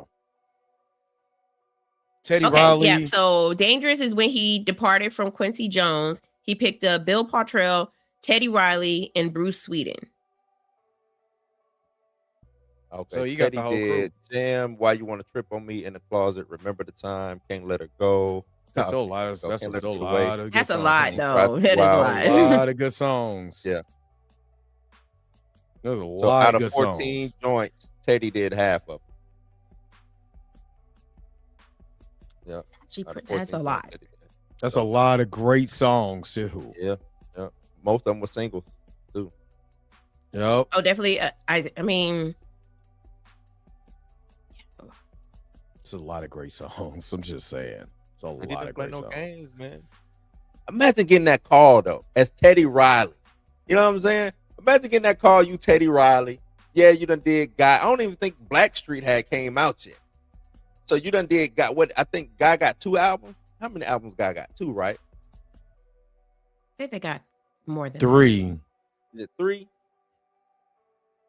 Damn, he did all of them too. You did all of what? No, The producing. The producing on Bad. half of this I mean, day. or Dangerous. Yeah. Yeah, because it had that that's New it. Jack Swing sound to it. Mm-hmm. He did what? 8, Now it 7? really does. Honestly, it does. It really doesn't have that. Only the only song that has that New Jack Swing to it is because by this time New Jack Swing is on its way out too. Yeah, Right, but I'm from talking about that. the newer that you know when New Jack Swing started to get was that kind of that Teddy uptick. Riley. Yeah, it was still that Teddy Riley sound. That's what I meant Sound. because to Right. me, Yeah. It's a I call Teddy New Jack Riley Swing sound, that Teddy but Riley. Yeah. No. The only song that had New Jack Swing to it was Can't Let Her Get Away. That one got New Yeah. Jack Swing to it. But Yeah. all like In the Closet, that ain't New Jack Swing. I don't know. That's the song. Teddy was in his no, bag on that bag. one. Yeah, he Teddy was. was in his bag on that Teddy one. was in his bag. He was in his bag. Anything that sounded like Heavy D could rap on it was New Jack Swing. Yeah, you know, because New Jack So Swing that was would be really a Jam. Teddy Riley. Yeah, that Teddy Riley song. I mean, that Teddy Riley sound to me was New Jack Swing. Yeah. That's what I was saying. I know what you mean because people were trying to take Teddy Riley's sound and call it New Jack Swing, but they wasn't Teddy. You know what I mean? They just it was like G Funk. It was like G Funk, yeah. When everybody wanted to do something like G Funk, but it just wasn't what so and so was doing or whatever. You know what I mean? So yeah. Teddy was, like I said, get that call from, hey man, you want to come work with me in the studio? That's crazy. That's crazy. Yeah, Teddy was in his bag for this whole movie. I mean, for this whole soundtrack. That's wild. So yeah. Are they gonna? Okay, Mika, what you saying? Soundtrack? They gotta do a soundtrack, right? We gotta get a soundtrack for this. I mean, we got a soundtrack for This Is It, and it basically was every song that he did for the tour. So of course we're gonna get a soundtrack for this. But then if we really want to just keep it, I mean, the soundtrack would have to add the Jackson 5 stuff to it too. It would have to be from the beginning all the way up to. I guess we can add those peasants. Not add those peasants. No, it would have to start from. You got to start from humble beginnings. You gotta get it. Why they gotta be peasants? I mean, that's how Michael felt. He's like, "Hey, look." Look at it. That's why you're looking at Marlon like peasant. Let me show you how to. Let me show you how to body roll for real. I knew. You know what? Exactly. And honestly, every time I see that clip. And I know the reason why they're on tour together. I know Michael is thinking in the back of his mind, this mother. That makes sense. Why he's making that face through the victory tour. He's making that face because Joe was like, "You got to take your brothers with you," and he's like, "This is what we talk about, Joe. This is what we talk about right here." That's only person that can come is Jackie. And Tito. Randy can come too because he played the bongo. Yeah, Randy. And he had just survived his accident, so he could come too. Yeah, but this dude right here, he can't come no more. Like Marlon and Jermaine, they can't come. They got to leave that booger sugar right where it's at. They cannot come. Jermaine coming with a new perm if you don't make it on the bus to the next place. Right. Oh well, whoop-de-doo. Because honestly, if you listen to Michael's interviews, he's always shading his brothers and his family. Now that makes more sense. That makes more sense. He always, only person he did shade was Janet. But LaToya, or he didn't do Reby because Reby big. Nah, sense, Reby was like, I got my little record deal. You wrote my little song for me, Centipede. Right. Okay, we're good now. I'm good. Yeah, but when it came to Marlon, he just looked at Marlon. He was coming for Jermaine. He was coming for Jermaine. He wasn't coming for Jackie. You know what I'm saying? He wasn't coming for Tito. He knew who he did like. Yeah, I'm glad my brother's here. And Jermaine too. Jermaine? Oh, he ain't here. Well, you know, F Jermaine. Well, you know what? Smurf him. Not Smurf him. Junior said Jermaine was his favorite brother. He loved real talk. He loved Jermaine. He just didn't like how Jermaine was acting. That's what it was. He didn't like because he was shading him because Jermaine wanted to be the guy, and you don't have it. You're not him. You know what I'm saying? So it probably hurt his feelings. Jermaine was like what, 6'7"? Nah, tall for no reason. Jermaine's what, six? How tall is Jermaine? 6'1", and Michael was what, 5'9", 5'10"? Like that, yeah. Yeah, you know, he go over there, get that guitar. You know what I'm saying? Stop playing. Mike was like a little bit taller than Prince. So yeah. Because Michael the guitar and get in the bag. Yeah. Because I watched Jam. I haven't seen Jam in forever, the video. The video of Michael Jordan. Yeah, him and Michael Jordan, and he coming to Michael Jordan's hip. Yeah. like, damn, you know what I mean? But that's crazy. This movie gonna be wild, man. This movie. Yeah, I knew that. I knew that about Marlon. But I need a soundtrack. I need a nice curated soundtrack. Maybe we get some B-roll from the actual movie to go, some sound bites from the movie to go on the soundtrack to lead into songs. Like I needed to actually make narrative sense on the sound for the sound. Or hear me out. Hold on, Dre. Or hear me out. We get Michael soundtrack with like his stuff, and then we get people who dedicate songs to Michael. No, because if they do it wrong, like with Janelle Monáe did. Covers. I'm about to say what Janelle Monáe did. Not covers. That was trash. Did y'all not hear Will.i.am's? What Will.i.am did? Version of things from the Thriller 20th anniversary. I don't listen to people who do covers of Mike. I just don't. I don't even like covers.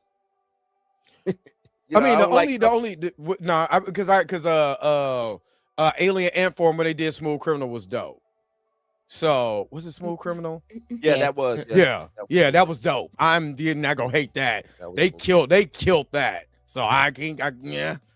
He said Jafar. But Junior said Jafar got to be on there to do new music with some new music. Honestly, I don't.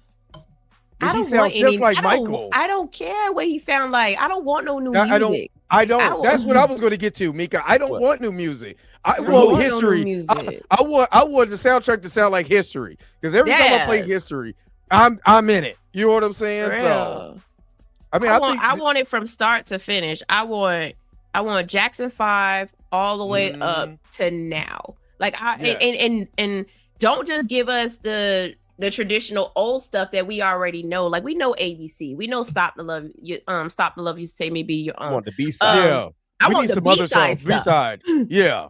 I want the stuff that we didn't get to hear. You know what I'm saying? Like the stuff that they performed at the Motown, at the talent shows that they did. You know what I'm saying? I know they did they did covers of other people's songs. Well, shoot, pretty much every Jackson 5 song was a cover of another song.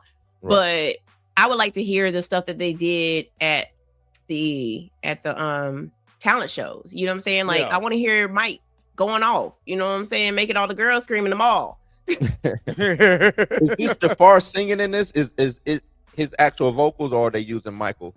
I think they're gonna use Michael. Jafar. No, I thought they were using Jafar was singing. No, I thought they were gonna use the sound, like the actual tracks for Beat It. You know what I'm saying? You know, Billie Jean, all of that. But when he's individually singing in the studio, it's him. Oh. But I could be wrong. Like how Michael used to do on stage? Yes, exactly. Okay. Now, everybody's like, oh no, Michael be singing. I'm like, no, y'all need to go back and rewind the tape because he wasn't singing. He was he be on a breath. He had that microphone, that piece that went over here, and he would cover it up when he didn't know the words. Y'all didn't recognize. Whenever he didn't know the words, he covered up his mouth and act like he was adjusting the mic. Can't be snitching on Mike like that, man. Snitching. I rewatched a concert and I was like, oh wait. Did you see the one? What? Did you see the one? Why does it sound like the track? Did you see the one in Hong Kong? It's on YouTube. He was tired, y'all. Go watch it. Go watch that one. Hold on, wait a minute. I'm telling y'all. If you want a great show, go watch him in Hong Kong, because when he does when he does Human Nature, and he kind of he gets into his bag, but I think he forgot. So when you say he covered up his mic, he was like, why? Oh no, he sings Human Nature for real. Like that's real. Yeah, that's all him. Like, that's all Jam. him.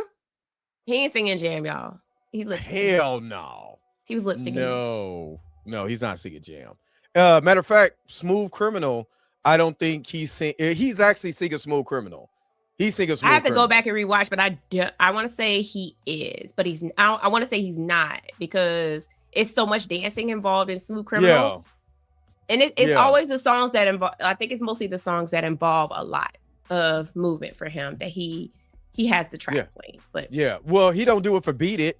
He doesn't do it because Beat It is different because it's Beat It. It's Beat It. So they said play the trailer. Do the roar. That's what that was. Do the roar. That's what I heard. do the roar. Do the roar. I love this. I watched this a couple times before. It is let me see where it's at right now. It's 12 hours. It's already over 2 million views. Over 2 million views so far. Hashtag Michael movie. It's over 2 million right now, and I guarantee it's going to be more. So let me see where you know what? I'm about to make an adjustment. Give me a second.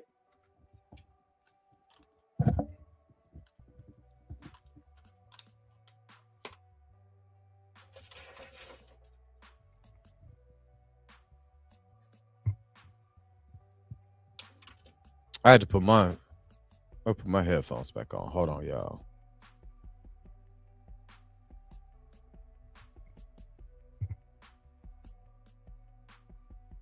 All right, can y'all hear me? Yep. Okay, yeah. All right. Let's go ahead and transition over so we can do the roar. Do the roar. Oh. Hold on. We getting Tupac in this? Did you say we getting Tupac in this? Are we getting him beating up Tupac? Man, if you don't get up out of here with that, I don't believe that story. I just don't believe that story. Oh no, it's true. I don't know. I do not believe that story until I get physical footage. Until I hear Tupac say it himself in some leaked tape. Yeah, some leaked tape. Like, me and Mike had to scrap. You know what I'm saying? I had to put these dogs on them. You know what I'm saying? I don't believe it. All right, we need to get Kenyatta to corroborate that story, but I've heard it from a couple other people too, though. Yeah. So of course I'm not gonna play this. I just noticed they might let you rock with it, Dre. I got They Hit Me, but they said it was revenue sharing instead of just right. So. You're beautiful. Hold up, wait a minute. I just want to rewind this just a little bit. I want to go back to the beginning because there's parts of this, and I'm gonna turn it up just a tad bit more, or whatever. But there's parts of this that it's his voice, and I'm sorry, I miss Michael Jackson, so it's his voice is getting me because I'm like, that sounds so much like Michael. It's when Michael don't want to use his real voice. So let's do it again. Let's do it again.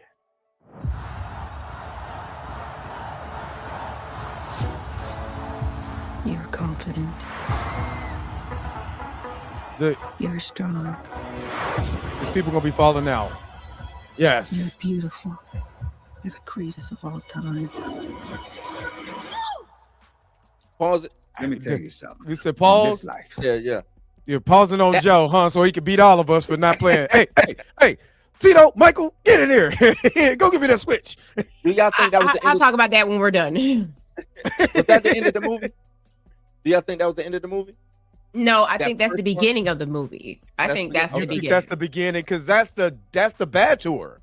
Yeah, that's the bad tour. Right? Yeah. That's why I said I think we're gonna go up to bad in this because they didn't show 90s Mike. So Wait, go back. Let me look at this costume hold on. because it might not be bad. That's bad. No, that's bad. No, That's that's not. bad. That's just what he wears for Billie Jean. No. Look at his hair. That's bad. Hold on. That can also be dangerous. It could be. It could be. I'm looking It at could it. be. That's dangerous. Look, that's dangerous. That's dangerous. That is dangerous. That's Because dangerous. That that's is dangerous. Mike. Yeah, that's dangerous. He's still Because that's brown when- though. Because that's when Michael had the longer lace Yeah. front. The long lace. I thought, but I hold up. I mean, no. Hold up. I think that's bad. And the only reason why, hold up, because I'm about to pull up another YouTube, and they're gonna have to get me. I don't even care. But on the Bad tour, I think that's his hair from the Bad tour. Or is that Hold on. the sound design from the Bad tour? Hold on. Or the stage design from the Bad tour, excuse me. Because Nah, I think that's this bad is tour. this is That's I think bad this is tour. bad. I think this is Wimbledon. Wimbledon. Emily? Like, yeah, Wimbledon. Yeah, you know what I meant. What did I say? Wimbledon. Yes, it is. Hold on. Yeah, nah, I'm looking at the exact costume right now. Oh, wait. I see her. Hold up. Look at his guitarist is right there. Yeah. So, yeah, the hair. So that's the reason why I didn't want to play too much. You know what I'm saying? But yeah, because the pants, the outfit. Matter of fact, that's the outfit You can see the guitarist in the background too. in the background. Okay. Yeah. Because Of Trailer. the trailer. the trailer. Yes. Mhm. Because You she's can see right her there right on the there. right hand side. Yeah. Yeah. Mhm. So this is They just bad. got the hair in the ponytail instead of it just being. But the hair was in the ponytail Was in it the Live from ponytail in Wimbledon, it? but he was doing Michael Jackson stuff in the ponytail holder it just went flipped out. wee. You know what I'm The saying? ponytail flipped. Look, somebody is gonna come up and say this is the ponytail holder from Michael Jackson Bad tour. I want $80 million for it. I can see that. I can see that. Greatest of all time. Yeah. Let Oh me my tell you God. something. In this life, you're either a winner or you're a loser. Y'all want to work in a steel mill like me for the rest of your days? No, sir. Yeah, because I sure as hell don't. Mm. Y'all willing to fight for it? Yes, sir. I need to hear you a little louder. Y'all willing to fight for it? Yes, sir. Hey. So Was you Joe think in the we gonna- military? Did he do? I a don't think stint so. A day, something. No, he hold just up. he just give me Cole Like, Domingo is playing the father.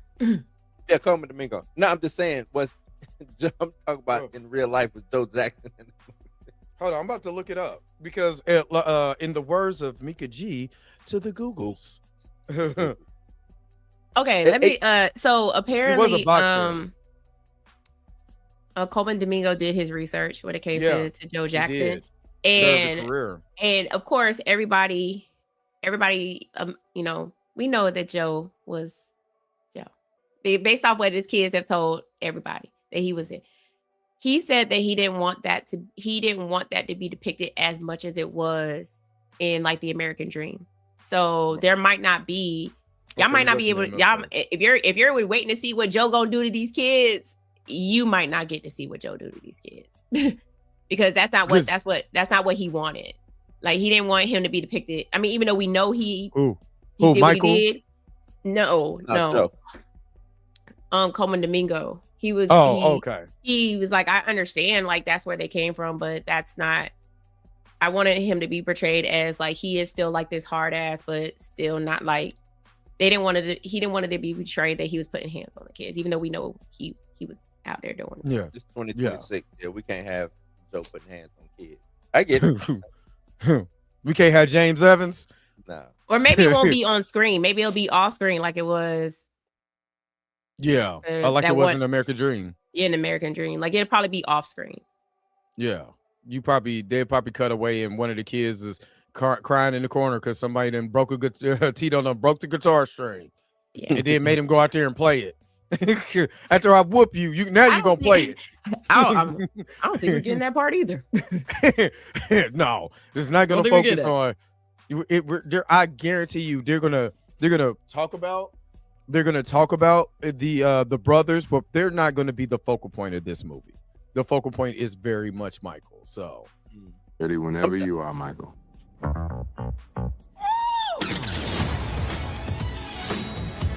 Do you know what I'm after? You want to be the biggest star in the world? We need to capitalize on Michael's success because the Jackson family is the brand. That's our Coca-Cola. So he was wrong. He was wrong. He was wrong for that. So no, he literally he literally told Mike. He was like, "Listen, listen. This ain't the Michael Jackson show. It's the Jackson show. Jacksons. It's the Jacksons." And the reason why, Michael was now every time I listen to one of my favorite songs on Victory, Torture, why Michael was a mannequin. Michael said he wasn't showing up. Michael was like, I'm not showing up for none. I ain't showing up. Matter of fact, I'm pretty sure Michael recorded his vocals and was like, out. Yeah. So good luck, fellas. Oh, this is the single, huh? And when we go on tour, I'm playing all my songs. So good luck, buddy. Oh yeah, during intermission. All right, Marlon, you can play your you can't play your song either. Jermaine, you can play your song. You know what I'm saying? Jackie, you can play not you, Marlon. No, Marlon, no, we're not doing body it. Roll. Then I'm a body roll. He knew his brother was on that booger sugar. That's why he looked at him like that. He was like, what? Mika, if we figure out that Marlon did that body roll and they play it just to be rebellious to Mike, and Mike was like, and it wasn't playing, I'm losing my mind. In the movie, they gonna kick me out the movie. I doubt they replay that moment. I doubt that they're gonna replay that moment. Yeah, I doubt it too. I mean, but if they do. I got a new meme. Oh my goodness. I'm going to this movie 8 times and I'm recording that on my phone. All right. We need to start selling. So I'm planning an international tour. This is just the beginning. I need to think. I told you what to think. That's kind of creepy. When he turned like that, he really did look like Michael. When he, oh God, that's. I love my family. I just want to do my own thing. Just have all these ideas in my head. Just got to get them out. And do it, Michael. Not a little boy anymore. Facts. Yeah. Michael. Bubbles. And they got CGI bubbles. I mean, you can't have live animals in movies anymore. Yeah, Bubbles just had a birthday. You can't have live chimps or just live animals. No, period. chimps, because they're unpredictable. Chimps, yeah, live chimps. Unpredictable. Okay, yeah. Rip your face off. The moment you were born, you have a very special life. I believe music could change the world. That's what's definitely Victory. Did you see the clip of Victory, the Victory tour? Because you see his brothers in the background. Of course. So I think you're right, Mika. We're gonna end this on bad and go backwards. And Moonwalk was right before bad or right when he was doing bad, the memoir, or after he did bad. What was it, before or after bad? The Moonwalk. The Moonwalk is before bad. Was before bad. So okay, all right. That's it. Now, because remember, bad is when he did the Moonwalk. When he did the Moonwalk, that was still had short hair. Remember that? So when he had bad, he came back with the longer Jerry curl. The long hair. Yeah. I mean, sorry, that wasn't Jerry curl. It was a Wave Nouveau. But still, right. He had the Wave Nouveau going on, 100% right? Yucky. Yeah, and it was the Motown celebration. So that he performed with his brothers, and then he did the Moonwalk. So. No, he talking about the book. No, though. He I'm talking about the book. The book. I'm talking about the book. Is the book? Is it? Well, the book is during bad. Yeah, the bad. During bad era. Yeah. So, do you think? That's what I'm saying. I agree with you. I think we're gonna do like the memoir is going to be the first half that goes up to bad, and then when you do part 2, the next movie, then we're going to go into after bad and dangerous and then all the allegations and stuff like that. Yeah, the scandals and everything stuff. that happened. And I think that's what Paris. And I think that's what Paris was talking about, that she was pissed off about. You know what I'm saying? Because then it's going to talk about it has to talk about whoever their mother was, the surrogate and all of that. And I think Paris probably didn't want that part to be told or whatever. You know what I mean? I don't know. I don't like that now. Now that I think about it, people are gonna be showing up to this movie for the scandal, and if we gotta wait to part, I mean, that gives us that's like Avengers. That's Avengers Infinity War, and now we're in it. Now if Michael turned around and look at the camera like, hey, now we're in the end game now. and mother always told me to cut to black. but you see what I'm saying though? I'm not mad at that, I guess, because it'll give us something to look forward to. But what would be Mike's biggest scandal? The Pepsi burning the that would be before. That wasn't really a scandal. That's before. I'm just saying the biggest thing newsworthy that happened to Mike would be that, right? The Pepsi commercial. Yep. You think they should? Well, they got to show that. That's part of the trailer. When you watch the brothers step down, that's in the trailer. That's the first. Yeah, that's the first part of the Pepsi commercial is when they step down, and then that's when the pyrotechnics go off. And actually, no, his brothers don't step down with him. He's at the top. No, he's at the top. Right. The demo is during the tour, but they're definitely gonna show the Pepsi commercial. No, they got to, because that was big. That was a big thing. Oh yeah. So I did get hit with a copyright strike. At the top, or were they at the bottom during that? Hold up. Let's. Because I know in the American Dream they showed him at the bottom. The American Dream was not. The American Dream. I know it wasn't accurate. I know it wasn't. Nowhere close. The man got to roll it down like a log. Yeah.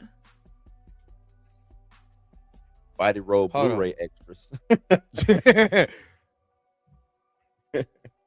Hold on, because we about to play the actual Pepsi the actual thing. Hold on.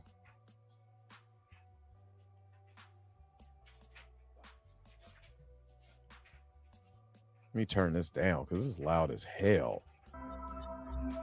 So Michael Jackson filmed a Pepsi commercial at LA Shrine Front. 3,000 fans. So the first take on the first take, the pyrotechnics exploded.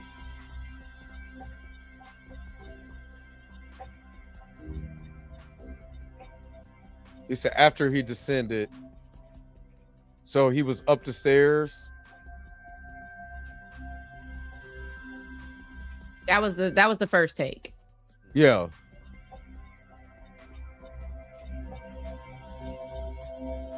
The sixth take went horribly wrong. They didn't need 6 takes. So he's at the top by himself. Okay. Yeah.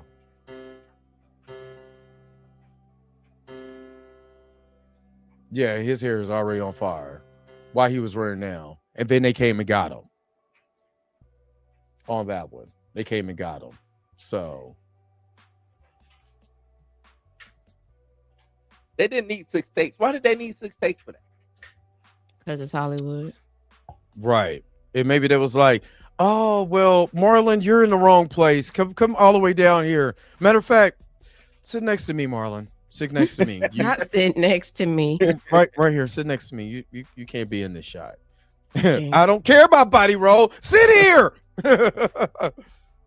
Yeah, today whoever YouTuber that would have been filming that, it would have been real quick. Right. They would have got it the first time, but like, yeah, I'm good. Joy and peace. Yeah, that is what I want the world to feel.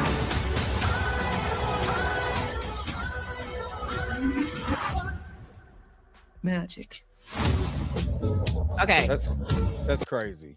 That's what I'll say. Crazy.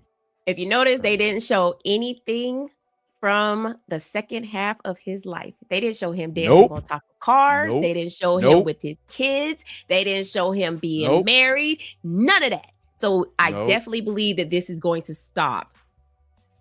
Was that If bad? not, No, lead that into was bad. Dangerous. That was bad. You said it No, was that bad. Dangerous period. I'm trying to think No, it's most definitely bad. because when It's he was most wearing the definitely blue blue denim shirt or what, that's dangerous, right? No, No. that's bad because he had That's the blue denim that's shirt. bad because that's the way you make me feel. We the feel. way you Yeah, make that's what I'm about to say. That's the way to make you feel. I'm getting a mix. So like that's what I'm saying. Like it's if you pay attention to all of the scenes that they're showing us, we are definitely in from young Mike all the way up to possibly end of bad going into dangerous. Yeah, I think it's going to be at the end of bad. I think because if you're saying it the way, okay, that's the only one that got a copyright. That's crazy. If you're saying that it's going to end on bad, and basically it's like we're getting the memoir.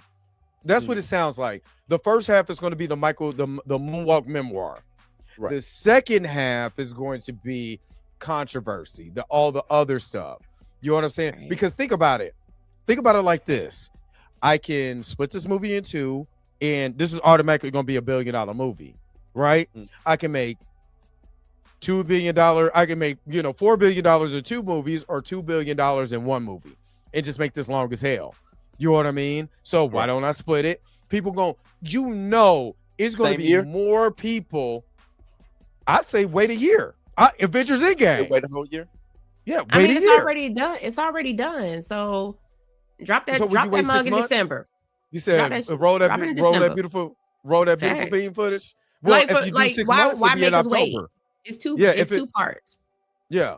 So Drop if you do April. the second, so if you do the second part, would you wait 6 months to do it so you can milk as much as you possibly can at the first mic, or would you wait a year and milk all you can? Merch, the music. Who owns Michael's music? Did it revert back to Sony? Does the estate still own Michael Jackson's cat? Like and who? Sony own it. Who? They both have. They both own it. So Yeah, Sony again, leases it now. They still own it, but Sony leases it.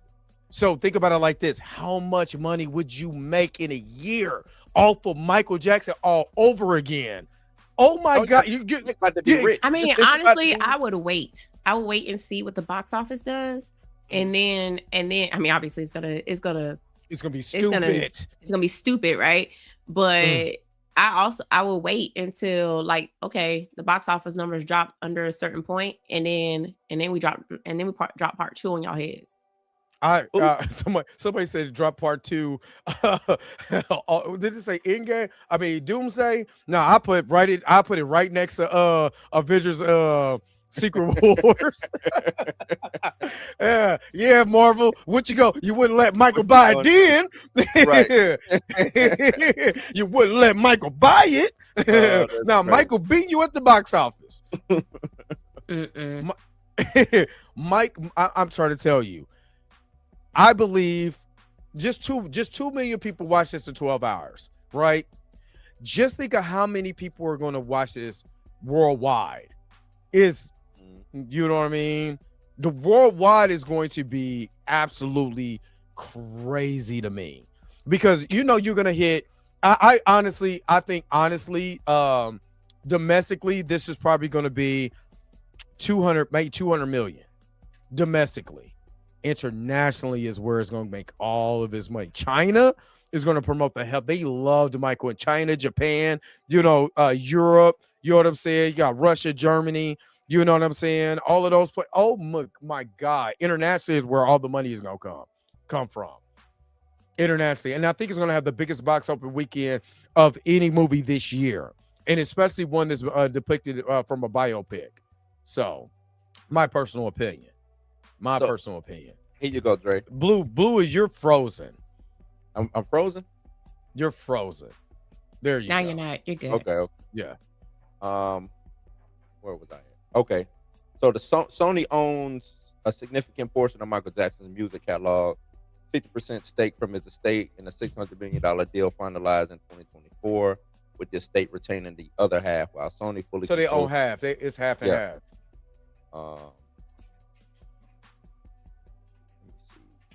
Says what the deal covers: Michael Jackson's own songs, his publishing rights to other artists within his Mike Jack catalog, Ray Charles, Jerry Lee Lewis. I did not know he owned Ray Charles and Jerry Lee Lewis. That's crazy. He owns half of Sony.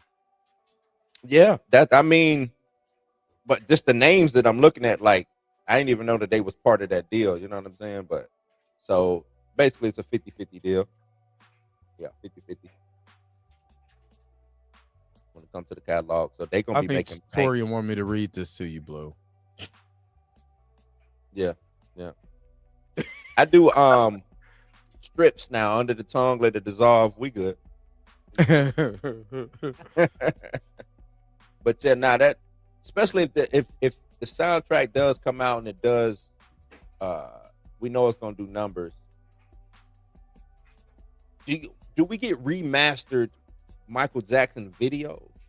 Hell yeah! First of all, they're already remastered. Wait a minute. Wait. They are. They are already remastered on YouTube. They're in 4K.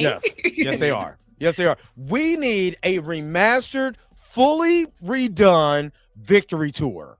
We need that at 4K. I need that at 4K. You know what I mean? Mika G needs that at 4K.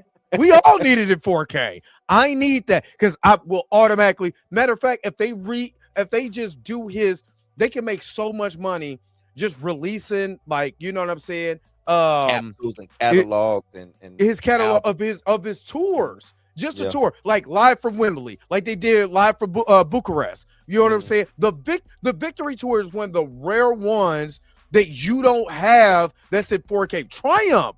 You know what I'm saying? I mean, not Triumph. Yeah, the Triumph Tour. You know what I'm saying? We don't have that on 4K. Right? Who would you let? Would you let a Netflix or HBO Max? Like, as far because I want that. I want a steel book. I want a steel book. I want to pay $150 to buy all of it. I was gonna say what I would do is I would do that as well, physical as well. But I think I would release, like you said, a live at Wembley, and I'm making an event. Watch live at Wembley. I mean, Netflix 30th. Right now is Netflix and Amazon is your biggest ones that's going to pick it up. You know what I'm saying? Because they're going to have it's going to go to Netflix because they have the dollars now to be able to be like, I'll do it, and all of y'all watch live from Wembley, or all of y'all watch this is the first. Just think about it like this. This is a major event. This is the first time the Victory Tour will be in 4K, digitally remastered with all the things behind it, behind the scenes. But we're going to show you the whole tour, the entire tour now. You know what I'm saying? And before we do that, they're going to make it an event. People coming in to talk about Michael, and you know what I'm saying? All of this. We got interviews from Spike Lee. Like, kind of like what they did with the Bad 25. You know what I'm saying? But they making it a event. Yeah, they make it an event. You got the brothers, the family coming up. You got Jermaine talking about this, and Marlon and Jackie, you know what I'm saying, the remaining brothers and how much they miss their family and all of that. But we make it an event. And it literally be a 3-hour event. Trust and believe people are going to tune in and watch that. We watch a dude who can't fight, a real boxer finally get beat up, you know what I'm saying? And people turned out for it. So you don't think they're going to turn out for Michael Jackson? It's going to be the bidding rights that people are going to be fighting over, to be truthful. I see Mental Gasm. Tina just said we missed out on Tuesday tour. Do we can we give Joe some bail a little bit? Because what did Michael's first albums do? Nothing. So do you think Joe was looking at it like, Mike, come on, Mike? I think hold on before you go ahead. I was gonna say before y'all go, my man Heavy Gant. My man, shout out for the 50 bomb, bro. You already know I shout my guy out all the time. Make sure you check out the Heavy Gant Reacts channel. Appreciate the love, big dog. That's amazing. I appreciate that, dog. Matter of fact, since you here, this your first time coming in, you know what I'm getting ready to give him. You know what I'm getting ready to give him. Body roll. Super chat, body roll. I'm sorry. You got to give me that. You got to give me that in the movie. You got to give me that in the movie. It's not about that. Appreciate that. Like, you know what I'm saying? Again, my man Heavy Gant, you know what I'm saying? Appreciate that, bro. I really appreciate the love and everything, bro. And you know, we got to get up. We got to get up real soon because I'm shooting my movie soon. So we gotta wrap soon. All right, go ahead, Mika. My bad. I just wanted to do that real quick. Okay. My bad. You're fine. So Off the Wall is not his first album. He had other albums as a teenager. He had a couple of solo he had a couple of solo albums as a kid, you know what I'm saying? Because he wanted to separate himself from the Jackson 5, right? Joe was like, this ain't working for you, big dog. You know what I'm saying? So, but you know, Off the Wall. Look, this ain't working for you. I'm sorry. Really, the last one we did, think about it. Come on now. We spent a lot of money on you, my guy. So, you know, but then when Off the Wall got a little bit of success, you know what I'm saying? He was like, all right, you know what? Maybe you gotta go and torture brothers. I don't give a what you said. You gotta go and torture brothers. But I don't want to. You going to tour with your hey, you going to tour with your brothers. Right. Like he was like, they're just gonna be your backup for all of your songs from Off the Wall. So get to work. And you're gonna do all the old stuff. And then I love the joke or quote unquote joke that they have in their tour where they're like, man, you know, Mike's like, man, I don't want to do the old stuff. Like, no, come on, Mike, let's do the old stuff. And he's like, y'all want to hear the old stuff? And everybody's like, yeah. It's like, man, all right, man. All right, let's do the old stuff. And then they go into this medley of, you know, Jackson 5 hits, right? Yeah. But Mike didn't want to tour his brothers. Mike was trying to separate. He had been trying to separate himself from his brothers for a good hot minute. And Joe wasn't hearing none of that. And that's exactly what we get in this trailer. Joe was like, he's like, I need time to think. He's like, boy, I already told you what you think. You're gonna do the damn tour. You doing the tour, Mike. He's doing the tour. And Mike was like, nah, man. I'm finna go in the studio and work on Thriller. And I like that. Dre said to look, when he looked at Joe Jackson, he looked back like, Joe, ooh, if I had another 10 pounds on me, Joe, we might be. Oh yeah, he definitely gave Joe the I will squabble you. Look, I will squabble up with you right now. I will box you in the front yard. If you was Tupac, I'd beat you up right now. Which again, I don't believe that story, but whatever. But yeah. You probably I had to the victory tour was for me, and maybe I might be wrong, but the victory tour to me felt like, you know, like Joe's last cash grab at the Jacksons getting back together, right? Absolutely. Obviously, I love Can You Feel It? I love Torture. I love there's another song on that album I love too. There's only about three.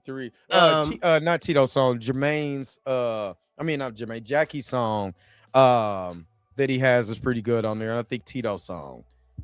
So I think that would, you know, for me, the victory tour was, you know, last grasp at straws. Let's try to get the Jacksons back together because Michael is now super duper famous, you know what I'm saying?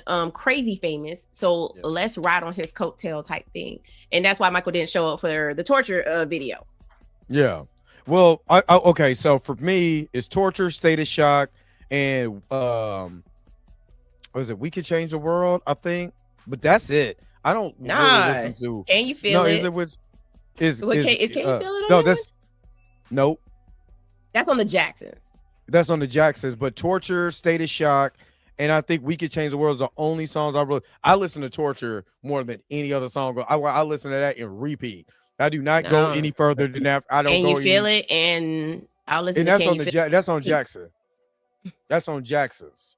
So matter of fact, let me go ahead and don't y'all sleep on that 2300 Jackson Street. Where is home? Not Captain EO. Which it will be. I think Captain EO is a part of this. Oh yeah, they got to. You got to. Matter of fact, it'll be short. It'll be a short clip of it, but it'll definitely be on there. Wait a minute, it's Captain EO. So but y'all don't think it's gonna be flashback? No, I think that I think they are going to go through. I think this is going to be like we'll get the beginnings, right? And you know, Joe talking to them and saying, if y'all want this, da da da da, y'all we gonna get this money. Why Joe sound like he the mob boss? Y'all want this money, right? He is. You want this money? Y'all want this money, right? So y'all just want to be broke, huh? So he's like, y'all want to work in the steel mill all your life? Like, do you? And they're like, no, I don't either. I don't need. Go get this money from me. So I see. This is what I need you to do. Sound like I a need you to pimp. go outside. Yeah, I need you to go outside. I need you to get these instruments. I need you to play them damn songs. You don't play them songs, I'm gonna whoop your ass. Now get. Now get. Yeah. Well, Michael, what is this? Well, hold on, wait a minute. Michael and me, what is this? This ain't enough money. Michael and me didn't make enough money. Michael, I need you to get your ass. It's a little short. Yeah. Get on that tour. Stop playing with me. Stop playing with me. He just knew it, the weight of the money in his hand. It's a little short, ain't it? Yeah. Hold up. Get on that tour. Stop playing with me. Hold on, wait a minute. Ben did better than this. What is this? It's not enough money. Get out there and get my goddamn money. Drop another one. Drop another album that don't bring me no money. Mm-hmm. Yeah. You gonna be on that tour. You gonna be over here playing the bongos with Randy. Bongo. Yes, Joseph. yes, Joseph. I'll do it. Yes, Joseph. I'm tired of this. I'm going to my home. Oh, he was a dissenter. That's what he was. He was born to dissent. All right, what do you think about? What do y'all think about Jafar as far as his look, his all it? What do y'all? Is he giving? Like that's what I'm at. Is it giving Michael? Because I'm feeling it. Yeah, I'm with it. Okay, let's compare him to Wally Draper. Yeah. Compare him to Wally Draper. Well, that's what I was about to say. All we can do is compare it to what we've. I mean, you know, one guy just ain't even in the talks. We can't even throw him in the talks of it. Oh no! Oh, I know what you're talking about. Oh no! Flex is not in this. Flex cannot be in this. Flex cannot be in this. No. So compared to all the other people who played Michael Jackson, now I'm with it. Because I'm trying to see because they do have like almost like a Wally Draper whatchamacallit is kind of dedicated to him where they just like show all of his scenes, but I can't play all of it because of the music. Yeah. But what I can show is after. Hold on. What I'm going to show is this. No, we can't do Joseph Finney. We're not doing that. No, that should have never been done in the first place. That did it come out? That one didn't come out though, did it? The when he was white? Yeah, did that one come out? I don't know. Joseph Finney? Yeah, I don't know, but no, we're not doing that. But I'm just comparing, you know, his look. You know, his look and everything. I know you. Like Wally Draper. One thing I said about Wally Draper, Wally to me had Michael's eyes. You know what I'm saying? He might not physically look like Michael, but the eyes, because Michael got these eyes, and Michael's eyes, you know, look bright and sad at the same time. You know what I'm saying? And if you look at Wally's eyes, Wally has that same look to me. I understand that you feel lonely sometimes. I know you're hurting. But my mama told me about courage. She told me it's in our genes. So I tell it to you. How much Catherine we get in this movie? You'll be a good Not that you much. Gonna get a lot of Cat. You don't think you're getting a lot of Catherine? Not of Joseph. Like, look at his eyes. We ain't getting this. You never know. We're not getting this. We ain't getting this. Look at his eyes. Tell me he doesn't have Michael's eyes. No, like, honestly, okay. If I want to keep it a buck, he looks like Michael. He looks like Michael, and like right here, he does. Yes, like he's got the facial expressions. Like that most of the time. I mean, yes, we saw a lot of Michael smiling and stuff like that. But when he was serious, this is how he looked. Like he truly looked like this. He truly looks like Michael. You asked me about the Jafar. I mean, he doesn't. Even though he is of Jackson blood, he ain't got all the Jackson blood. Like to me, he doesn't. Some of that blood is mixed twice. Yeah, that's what I'm saying. Like he's what? Like he's a DNA sample. Well, no, but no, I think they overdid his nose. Earlier, Mike. You know what I'm saying? I think they overdid his nose a little bit, but from afar, yeah. I'm like, oh snap, there go Michael. But then when you get up close, you're like, wait a minute now, damn it. That's Jermaine. Dress up as Michael for Halloween. No, like it's almost, somebody said it in the chat. He looks like a Michael Jackson impersonator. Like somebody who is they got all the Michael Jackson moves, but they face don't quite match. You know what I'm saying? And nobody's face is gonna quite match. Like this young man's face did, but I mean, a person that come close is Janet. And she can't play her brother. She can't play her brother, right? She can't play her brother. I mean? So, but am I still gonna go watch this movie? Yes. I mean, they don't have to have it to the T, but you know, there are some things they probably could have cleaned up a little bit when it came to the prosthetics and things like that. I think it's close enough. For me, it's close enough. I'm good. I mean, it's going to be hard to get Michael like a Michael. Just get right. Yeah. Yeah. I mean, Wiley Draper died after the American Dream came out. You know what I'm saying? I'm not expecting perfection and trying to make Mike, you know what I'm saying, get the right Mike. I'm not expecting it. I just need dance moves to pop. And I need him to have fairly decent acting. I need the emotion. That's what I mean by the acting. Yeah. I need the emote because in this is when you watch some interviews and Michael and Mika, we sat around and we talked about this, watching just interviews and stuff like that. Michael does have he has this, like when he's talking about music, you can see the joy. You can see his eyes like pop and they get bright. But when he's really talking about like just life and the things that he sees, that's the face he's making. Like seriously. And you know, I know Michael picked Wiley out for himself. What's up, American Ninja Girl? I know Michael picked him out. You know what I'm saying? Wiley Draper to be him. I know he did. We talked about that. You know, but there's just something that he did with his character from this is just unforgettable. Now, I'm not saying Jafar can't do that because, of course, we got to watch the movie to see if he brings that out. But if he just taps into that emotion, I'm all for it. I'm all for it. But like I said, that brother had his eyes. You know what I'm saying? He just had his eyes. You know what I'm saying? And he had his energy. Like seriously, Wiley had Michael's energy. You know what I'm saying? So, and I think that's the hardest part. You know what I'm saying? Is to have that work ethic and that energy that Michael had. You know what I'm saying? So even though in the scene where they did Motel 25, he had the glove on the wrong hand. He did an amazing job. He did have it on the wrong hand. But again, this was on ABC, so I'm gonna give him some grace.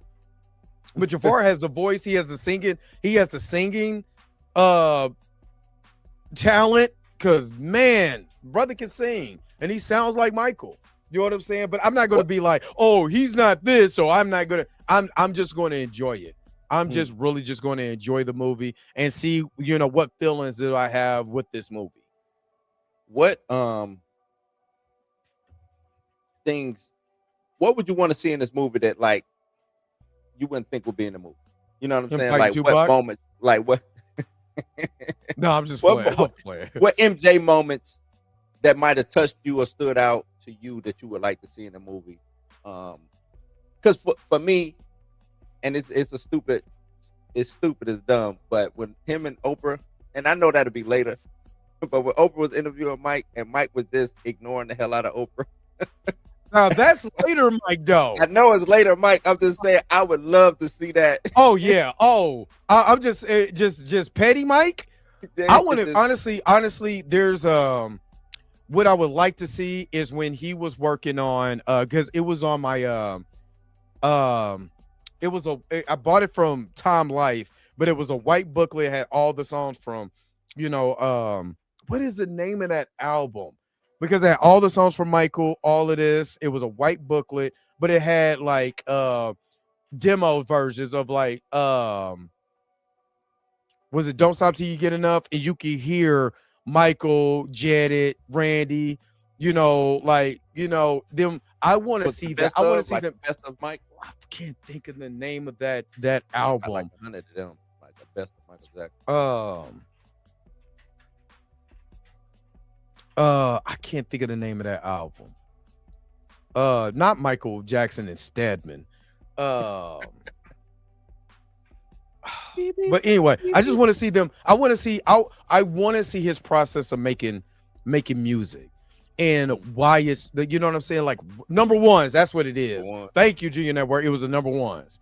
But I want to see really him dive into why it was so important for him to make the music that he was making. You know what I'm saying? Like really dive into that. And it said Jafar is too pretty. I just seen that comment. Is he too pretty, Mika? She has a point. You pretty motherfucker. People are gonna get in their feelings about this movie, and it's gonna be really hard for people to critique this movie because people are going to get in their feelings about this movie, and it's already been proven in the chat. But it's diabolical. Right, like people are going to get in their feelings about this movie because it's Michael Jackson, right? Michael Jackson can do no wrong, okay? But be easy on the critics. You know what I'm saying? Be easy on the people that critique this movie because not everybody is going to like this movie. They're going to say things about Jafar not looking like Michael Jackson. They are going to they are going to say things like that. You have to take your emotions out of this and let people critique the movie the way that they want to critique. And this is coming from a diehard Michael Jackson fan. Yeah. You gotta let this movie breathe. Let people go see it. Whatever, if they have something negative to say about it, fine, whatever. We're entitled to our opinions. Don't put your feelings into it just because you're a diehard Michael Jackson fan and you feel like Michael Jackson is the be all end all. So we have to. I'm going. No, good, because I'm glad you segued to that because I have to go into this movie when I go and watch it the first time. Movie first, because I'm gonna critique it as a critic of film. I'm going to critique it as a movie, as a biopic, and I'm going to compare it to other biopics. You know what I'm saying? And then the next time I go see it, which is probably be the next day, and then I'm gonna be a fan because then I already said what I said. You know what I'm saying? Now I'm about to just geek out and just be a Michael Jackson fan for a moment. You know what I'm saying? So, but I'm going to go in there and critique it as a film. If it's not good as a film, I'm going to say that. As much as I love Michael Jackson in the music, the film lacks here, and here. You know what I'm saying? The acting, the acting is either good or bad. And I can give you in here in this particular scene, it didn't give because I needed more from the actor. You know what I'm saying? And for this to be Jafar's first go around as an actor, will he pull a Miles is it Cantus? Yeah. Or would Canton? Will he pull a Miles Canton where this is his first time and he's killing it? Or will he be like every other first time actor, behind the film and it needs a little bit more refinement as far as the emotional scene. We're not talking about the dancing. I'm not talking about the singing. I know he's going to kill on that. You know what I'm saying? I'm talking about the emotional portions of the song, of the movie, where you got to dive into your bag. You know what I'm saying? And you're not just being, what y'all said before, an MJ impersonator. You know what I'm saying? Even though that's his uncle, you know what I'm saying? You're not, are you really going to dive into your uncle's, feelings, or are you going to listen to Jermaine? What I'm saying. And now I'm off my high horse. So somebody mentioned the Elvis movie. So first time watching Elvis, like I did watch it because I'm not really a big Elvis fan. But I did watch it and I love the storytelling in Elvis, like in the Elvis movie. That was really, really good. So to go back and watch it a second time and actually enjoy it, and then not as a fan, but just to enjoy the music that, watching him do that, that's kind of how that's how I'm going to go into the MJ movie. Same the way Dre's going into it is I'm going in first, like, let me watch this movie, to see how the acting is done and to see, maybe the trailers were off. Maybe everything that they showed us in the trailer is not what we actually get in the actual movie. You know what I'm saying? Exactly. So, and then of course, like second time, third time, 10th time, go back, as a fan, because I mean, I can tell you how many times I went back and saw This Is It. Like, cried the first time I watched This Is It, I cried at the end of it. I cried at the end of it. But then after I went back and watched it a couple of more times, I was like, yes, yeah, like it was, y'all. As much as I'm an MJ fan, it's so stupid. As much as I'm an MJ fan, it's you have to take your emotions out of this one. Like this is going to be an emotional roller coaster ride, but you still have to take your emotions out of it. Is this a great film? Is this going to be a great film? Is this going to be and we already talking numbers because people are going to flock to it because of who it is, right? Yeah. Same thing we did with Sinners.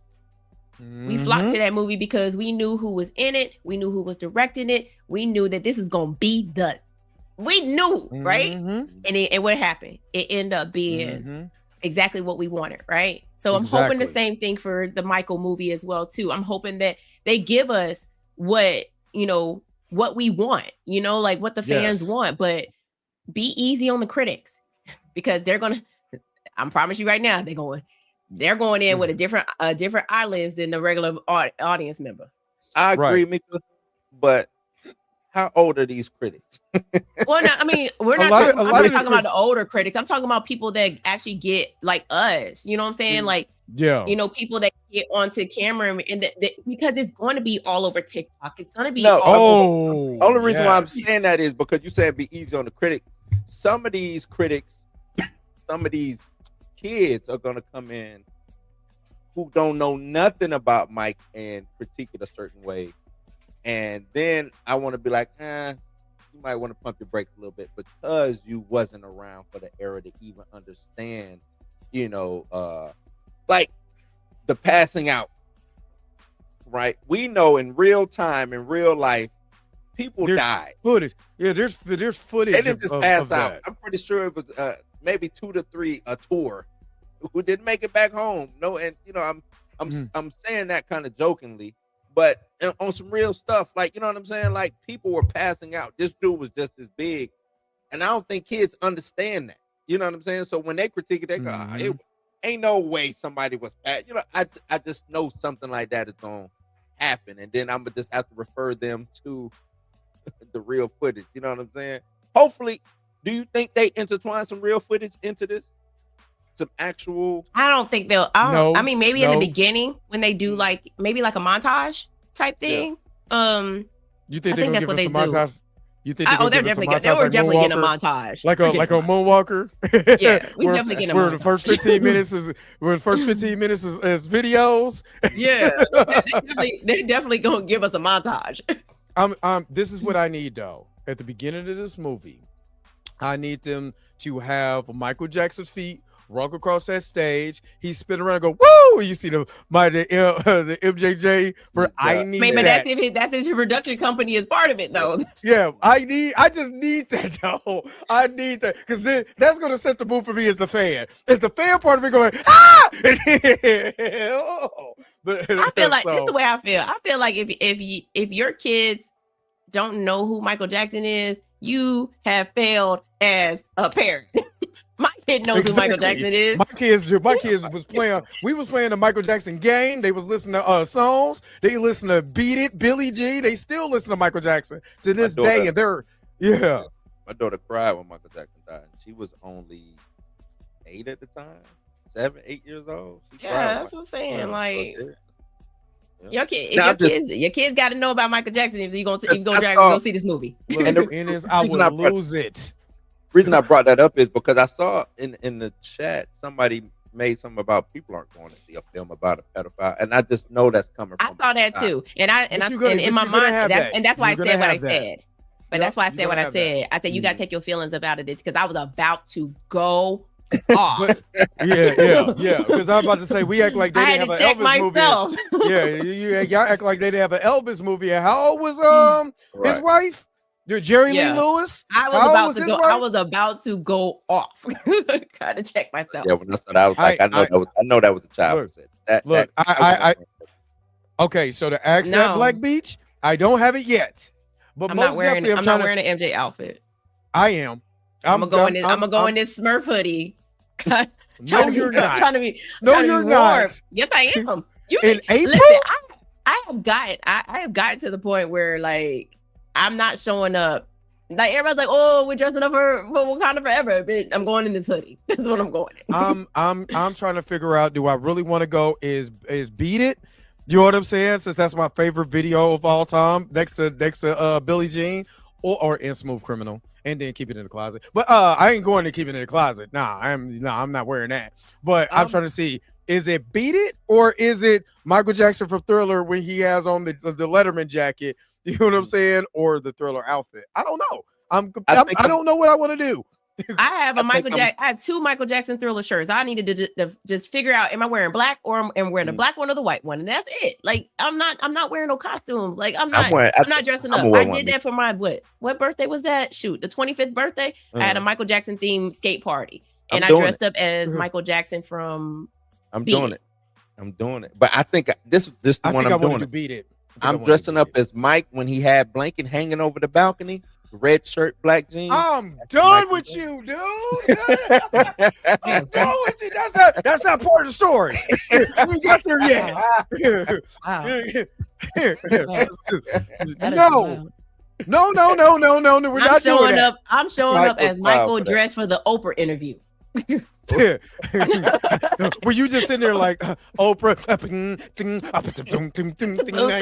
Sometimes I just get a beat in my head and I just start. Like so, Mike. What do you think about?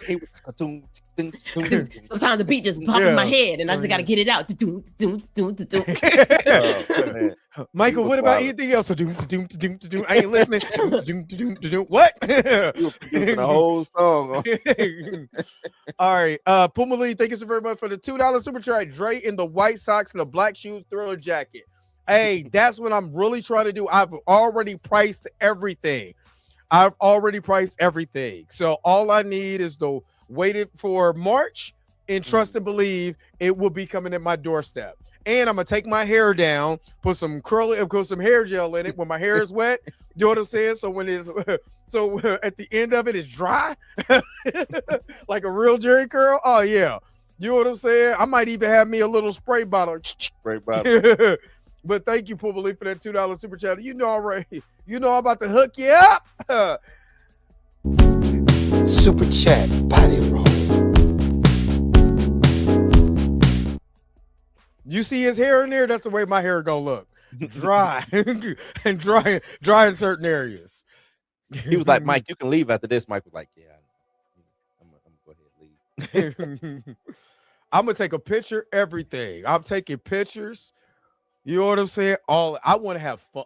I want to go in as of course, I'm gonna critique the movie because if the movie sucks, I'm like, I was so disappointed in this. But it's Antoine Fuqua, so I'm gonna give him the same benefit of the doubt I would get a Russo's. You know what I mean? If I can give it to the Russo's, I can give it to Antoine Fuqua because he don't miss. You know what I'm saying? He don't miss, and I think he's. I honestly, because the behind the scenes of Jafar before he kind of went Zero Dark 30 for a while, him practicing and showing kind of like the stuff in the background, you know, I think he gonna do it, man. I think he will do it. I just gotta see. No, I'm using my own hair. No. My hair is down to here. You know what I mean? I'm using my own hair. No, he asked if you're putting a Jerry curl in your hair. No, I'm not. You know, we need to. Okay, Lawrence, he'll get it there. Stop it. You about to be banned for 55 months. I mean, my older brother got a Jerry curl. That was the craziest thing I ever saw. I don't plan on hair gel for the Michael movie. It's one of the two t-shirts. That's it. And then like Lawrence said, I probably wear one for the other one and one for the next time I go see it. But other than that, I do it one time. Two Michael Jackson shirts, and that's it. I'm not going out my way to buy no costume or nothing. Like I had the jacket and I gave it away. It was part of my cosplays. I'm gonna dress up as Mike the Transformer at the end of Moonwalker. Like that's why I need you to cut it out. I need you to cut it out. Actually, I'll go buy the Brazil shirt from They Don't Care About Us and just show up in some and roll my jeans up and show up like that. Yeah, I mean that's an easy costume. It is. That's a real. I'm just saying that's not part one stuff. That's like not part one though. That's part two. Won't you get the long burgundy sweater, the long burgundy sweater with I think what is it? Did he have on a white shirt or whatever? You know what I'm saying? And the black pants. No. Why? You can find a long burgundy sweater. No. You said it's gonna be cold. You're gonna wear a hoodie. Might as well wear the sweater. But just wear a hoodie. Okay, so that day, I probably would. I do have a yellow sweater that has like long sleeves underneath, and I'll just go as Michael Jackson from Human Nature. There you go. But I'm going to take off the day that the earliest ticket I could get, I'm buying it, and I'm taking that day off. Do you know what I'm saying? So soon as the tickets go on sale, AMC is about to get my money. You know what I mean? And I'm going to I'm about to give me some loafers. Y'all gonna get these Jordans. That's what y'all finna get. Yeah, I'm getting loafers. I got some white socks. You know what I'm saying? And I'm kind of I'm gonna scrunch down. I'm gonna find me some. I'm gonna give me some size 32 waist pants, but 29 length. So it can be already hot water. Already hot water. You can just roll them jeans up.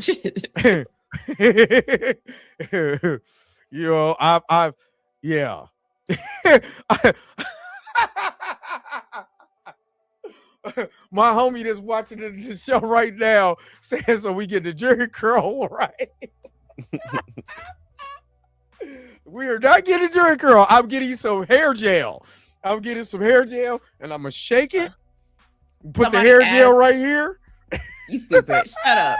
Somebody asked us to end with a cliffhanger. I wouldn't say necessarily say a cliffhanger. I'll say it would end. It's gonna end with a concert, and then that's it's most definitely. And then that's when it'll say, Michael Jackson will return in Avengers. In Avengers Endgame. Michael Jackson will return. In Avengers Secret Wars. You gotta watch it all the way to the end. Michael Jackson will return in Michael Part 2. Dropping October 2027. So hold on, wait a minute. Lawrence broke up he's gonna look like Ice Cube for a month. Not just the hair gel. All I'm gonna do is just hair gel, then I'm gonna blow that joint back out and get it rebraided. It will be good. Hey, it was you. But hold on, I just thought about something because Ice Cube's son played Ice Cube in Straight Outta Compton. He did an amazing job. You know what I'm saying? Playing his father, and he still had to audition for that too. I got this feeling we're gonna have that same type of feel. You know what I'm saying? Well, Ice Cube's son does not look like Ice Cube. You know what I'm saying? But you can feel the essence. You know what I'm saying of the character. You think he does? Yeah. Straight Out Compton, he looked like Ice Cube. Straight out, yeah. What I'm saying, Straight Out Compton. Not now. He don't look like his daddy. I mean, but it's Straight Out Compton. He look like Cube. He like a young Cube. I think. Yeah, little dope boys, but I think we're gonna get that same feel where he doesn't really look like Michael, but if he brings the essence, saying that he gotta do look. But it's just it's the essence of Michael. Yeah, is what I'm more concerned about. And then I need him one time yelling at Randy and calling him a schmuck. You can't even hold the camera, you schmuck. I need an interview with him and LaToya. That is hilarious. That is hilarious. If you haven't seen that interview, that interview was hilarious. I know we won't, but that was funny.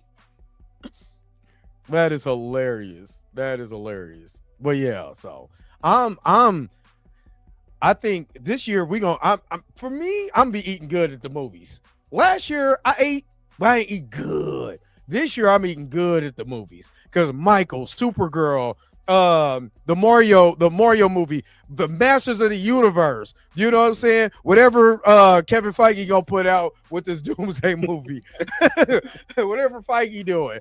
You know what I'm saying? I think Scream 7 comes out this year. The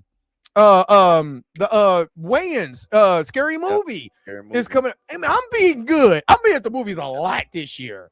A lot. So I'm waiting for Scary Movie Scream 7 to hit streaming.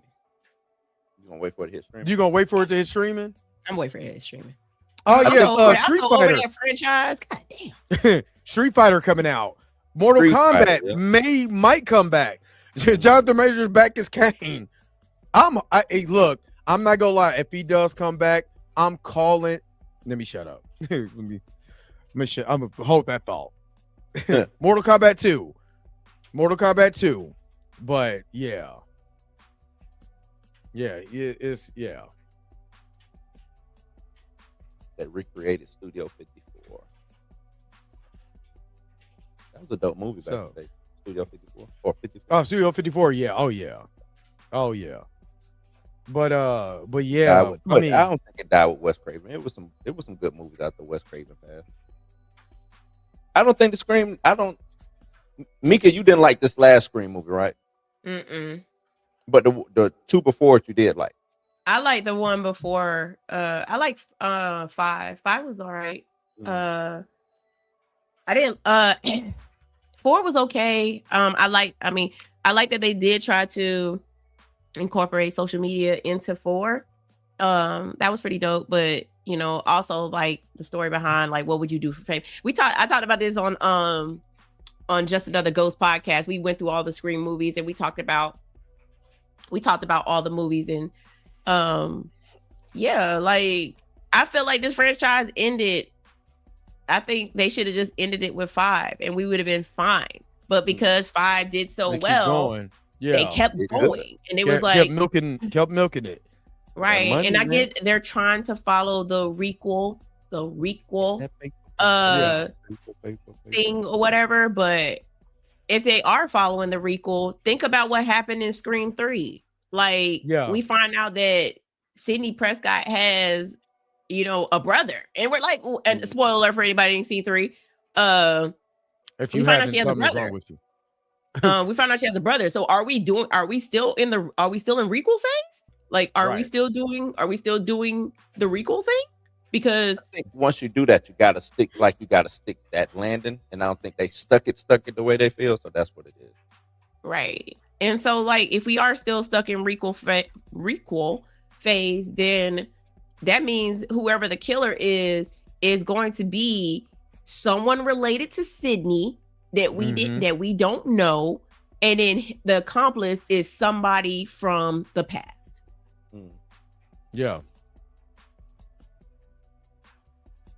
I'm just saying. I mean, let's say for instance, 7 is the rebirth, kind of like what they did with Friday the 13th.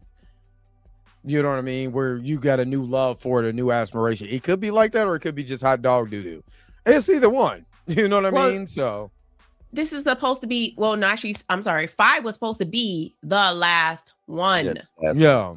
Yeah. And now they're like, oh, then we got 6, which was totally trash because I feel like the twins, at least one of the twins should have got in the 5th one. And then you go get the other one in the 6th one, because if we're going to stick to requel, their uncle died in the 2nd one. Spoiler alert. But we didn't stick to the requel. I can't confuse. What's the last one? What was the last one? When she went. The last one was when they did in Newark. Yeah, they went to college. Like Scream 2. Yeah. Okay. So Scream 2, they went to college. Randy gets murked. Scream 6, they go to college. And the twins somehow survive They again. survived, yeah. Even I thought the dude died, but then he miraculously showed up at the end on the stretcher. So I mean, sometimes you guys just gotta come at the end on the stretcher, man. Oh, same thing. Black Beach. I hate the fact that they gave Ghostface a gun in 6. Ghostface. What are we doing here? Yeah, yeah. He doesn't. The man got a whole. That's just like getting Jason Voorhees a water balloon. You know what I'm saying? He's just hitting people with water balloons. You know what I mean? Yeah, the gun aspect was stupid. Yeah. Honestly, I mean, Lawrence, this was nice. my theory was that Stu survived getting that big back TV. Yeah, getting that big back TV crushed on his head, right? My thought process is that they had him on the stretcher. You know, he wakes up, they arrest him. But this is probably the reason why we haven't heard anything about Stu in all of the other movies, because he's been in a mental institution this whole time, right? But wait, there's more. So he's been in a mental institution this whole time. He escapes, and that's why we're getting the kind of looks like where we grew up type thing. So if I'm right, cross my fingers. But if I'm wrong, I'm still going with Matthew Lillard is the second Ghostface killer. Not mad at that. Not mad at that. And then what else is coming out this year? I think Godzilla. Somebody put Godzilla's. Oh yeah, Godzilla is coming back on Apple TV too. Oh yeah, the Monarch series. Love that. Love that. And it connects straight to the Godzilla movie. So yeah, almost definitely. And then Godzilla, what is it? Godzilla Zero or Godzilla? What is it? The one that came out. These talking about -1, and this was Godzilla Zero. And I can't. And I just I rewatched Godzilla -1. That is a phenomenal movie. So for the budget of $20 million, you had Godzilla looking like Godzilla, doing Godzilla stuff. You know what I'm saying? And the story of it was good. Yeah. Nah, it's 2026 should be a good, like you said, good eating. Plate gonna be full. Oh man, I'm good. I'm good. In 4-year season 3. Anybody else watch that? I seen the trailer after I watched. I forgot what I watched on HBO Max. They showed that the King, not the King, Dunkin' Egg, a night. Oh yeah. And they showed that which I got to watch episode 30. Yeah, A Night in the Seven Kingdoms. Yeah, and they showed the clip of it for you. I'm like, I might have to go back and watch this. This look kind of good. Doing season 1 and season 2, because that whole clip for season that looks good. So I might have to check that out. But yeah, you know what I'm saying. It looked like it's going up. I'm just the amount of the amount of nerd stuff that I'm excited about. Like I said, Mario. You know what I'm saying? He-Man and all of this stuff. And I'm good. Yeah. I'm good. I really want to see this He-Man, because I'm like, if they pull He-Man off, and you know they got Voltron coming later in the year too. Yeah, Voltron is coming. I thought that was going to Hulu. Yeah, it's going to or Hulu. Something like that. It's going to or Amazon. Netflix, one of those. Netflix. It's going to Netflix. I want to say it's Netflix. Okay, but it's not either way. Yeah, no, it's not going to theaters. It's going to be on streaming. But I'm just saying, if they can pull those two off and they pull them off correct, I'm like, we got to get Thundercats. I need a G.I. Joe redo. No Rock in this. Man, you don't want the Rock to be Roadblock? Nah, I'm good. And Mr. Body Massage. Doop-a-doop-a-doop-a-doop. You like a body massage machine. Oh yeah, the Millennium movie. Melania has a movie? The Melania. Did you just call her Melania? Melania. What's her name? Melania. Whatever her name is. Whatever. I mean, she ain't no Michelle Obama. Hell, she ain't even a Barbara Bush. Nah, I'm just playing. I'm playing. No, she ain't even a Barbara Bush. Oh, bad. But man. Good. So, any final thoughts on Michael, or just final thoughts on anything right now? Or what would we discuss? To Billy, for Mike, for me. 2 billion? You think it's gonna hit 2 billion? Worldwide. Yeah, I think I'll say 1.5. 2 billion. I say 1.5. If a movie can hit 2 billion, it'll be Mike. Why wouldn't it be Mike? What did this is? Let me see what this is. It did, but this is it is a sold little out different. This is it was different though. Yeah, that was different. That was because I bet you if that would have went to the like a wide release, I guarantee you it would have. I saw This Is It in theaters. Me too. No, I'm just saying a wide release. I know. I think it was in select theaters. I don't think it was like all over the place.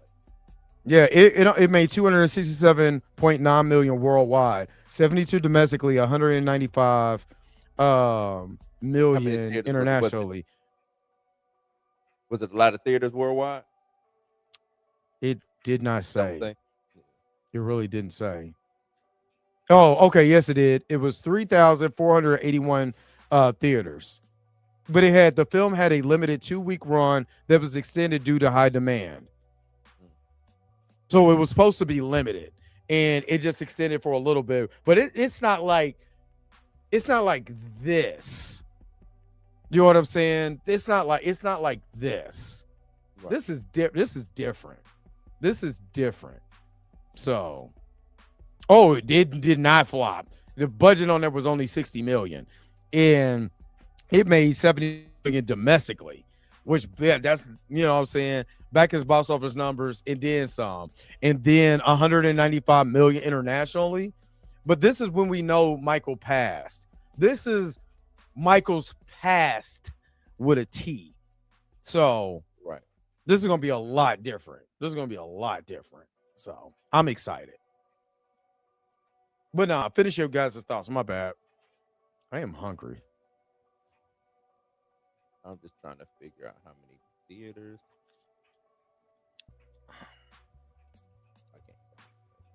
I think the demand, if that demand was high on a 2-week, the Melania. I don't know. I didn't even know it was a movie. Don't really care.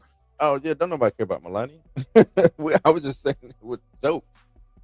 No, yeah. Jokes and spaghetti. That's what I'm about to go make too, some spaghetti. That sounds good right now. But yeah, yeah. I mean, personally, like I said, I've never been more excited for a lot of these films this year.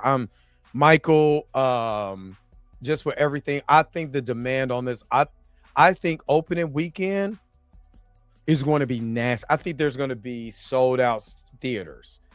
Yeah. I think, people going to be trying to buy out theaters.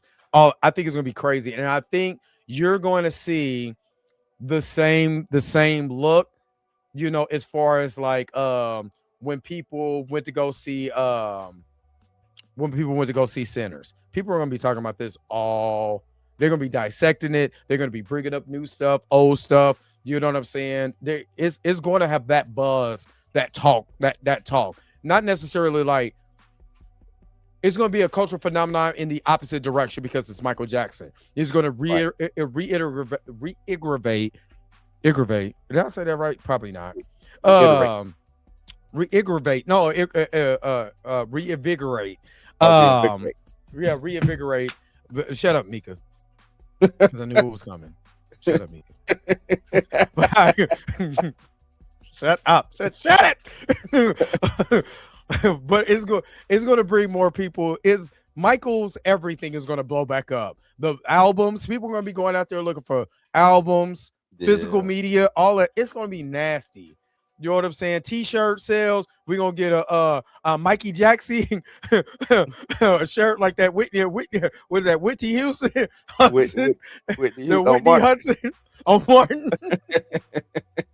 Well, man, who is this? It's like Whitney Hudson. It goes like Mikey Jackson. Oh man. the Whitney Hutton. I'm just trying to tell you, it's going to be. I'm excited. He said, "Do you think they'll have?" Hold on, wait a minute. So Junior Network said, do you think it'll have quotable lines like American Dream? Oh, I believe that. I believe that. It's gonna be one of Joe Jackson lines that everybody gonna be quoting. Yeah, Michael Tito, get out that pool. I already know. Michael, I'm gonna whoop your butt. No, Joseph. Now, Joseph, leave them kids alone now. Oh, who's gonna be the better Catherine? Nia Long or Angela Bassett?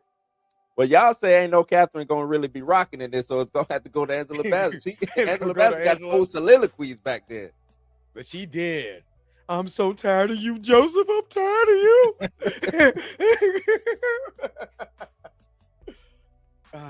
I'm sorry. Yeah, I gotta get that. I think Angela Bassett. No, I'm not. Just like y'all are quoting. Y'all, I don't have any memorable quotes from American Dream. Like I don't. I watched that movie so many times. That movie. Quotes.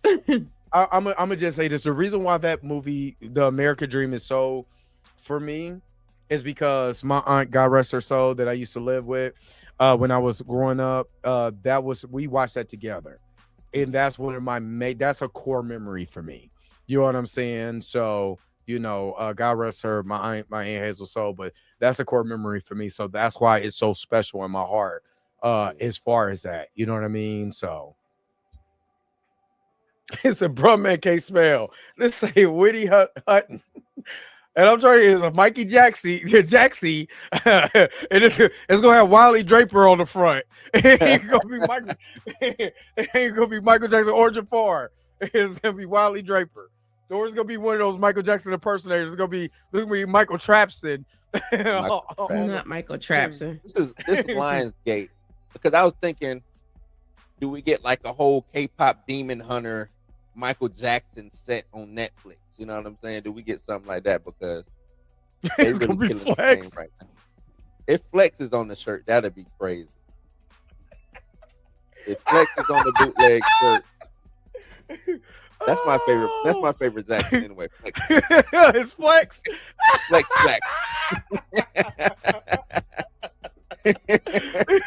Not Fabio Jackson. Fabio Jackson.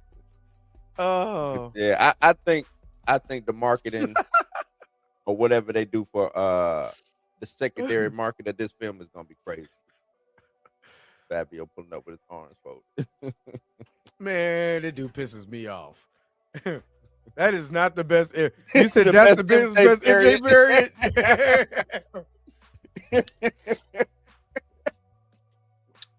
I am so done with y'all. Man. I'm so done with the chat right now. The MJ variant with Flex. Michael Jackson in the Michael Jackson verse. You're gonna have Flex. Michael Trapson, all of it. I think we're coming out of portals, the Doctor Strange portals. On your left. I'm here. On your left. What do you think we're all right. What do we think for opening weekend? I'm gonna just say opening weekend because I just looked at this. So opening weekend was $23 million then for the opening weekend, and this was in what 2009. Mm-hmm. Was this 2000? Yeah, it was 2009. We're hitting well over probably 200 million. We're hitting way over that, and I need to do the adjustment for inflation, but I believe it's going to be over 200 million. I think it's going to be sold out. I believe we're talking about sold out theaters because just think about it like this. They're smart for doing all the way into bad. The reason why is because all the memorable songs from the early Michael Jackson times, the early Michael times is the Thrillers and the Billie Jeans and the Beat It and the way you make me feel. I know Mika's like get it together. Get right. Me and Mika. Me and Mika. Never mind. Me and Mika gonna have a conversation. But all of those songs, it's gonna bring the nostalgia fans, but it's gonna bring the older ones and the younger ones who grew up with that, with their parents playing that music. So it's going to be, and it's going to be rated PG, or maybe even I think it's going to be. So it's going to be for everybody. Rated. You know what MJ. I'm saying? It's So unrated. people are going to be crying. People That's going to be unrated. crying in here. It's going to be ridiculous. So yeah, opening weekend is going to be, and I'm talking about domestically. I'm not talking about internationally. I'm talking about domestically. I say about 200, about 210. I say 180 to 210 is that. What is that? That Thursday, Friday, Saturday. Oh, God. I don't think they count Sunday. I think Sunday is part of a new week. So that Friday, that Thursday, Friday, Saturday, I think you can see him 6 digits. Easy. Yep. So, Junior Network asked this question for you, Mika. He says, "Are there any characters you would like to see in the film that aren't in the trailer?" Characters are actual people. I think he means actual people. I said that I was like characters, actual people. I would like to see, if we're going based off of the autobiography, I would like to see his relationship with Brooke Shields. Yes, Ooh. I would like to see that. I would like to see that. Shields. I forgot about Brooke Shields. He took it to the American Musical. What it was? American Music Awards. I think the American Music Awards. I think. But yeah, I would like to see how his relationship with Brooke Shields. Madonna came a little bit later. Madonna came during bad. Yeah, she's during bad. So did she try to shat on Michael too?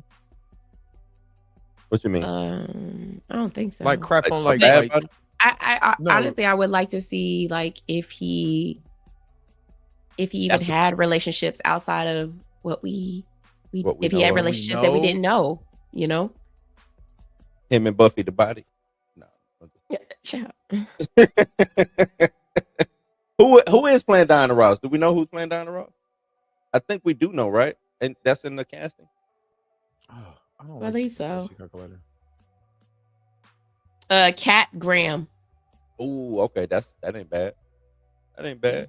Kat Graham. But that means it won't be a lot of dialogue from her. But I think she'll be able to pull off Diana Ross.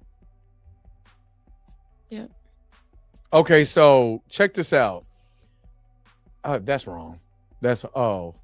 How would would it cost? So if they did 23 million to that's 1913. My bad. I'm sorry. God, keep going. I done flubbed up. I'm just using this inflation calculator. Okay, it would have been 34 million opening weekend if we did it for inflation. I think it's still going to be more than that. So sorry about that. No, we get Gladys Knight in the movie.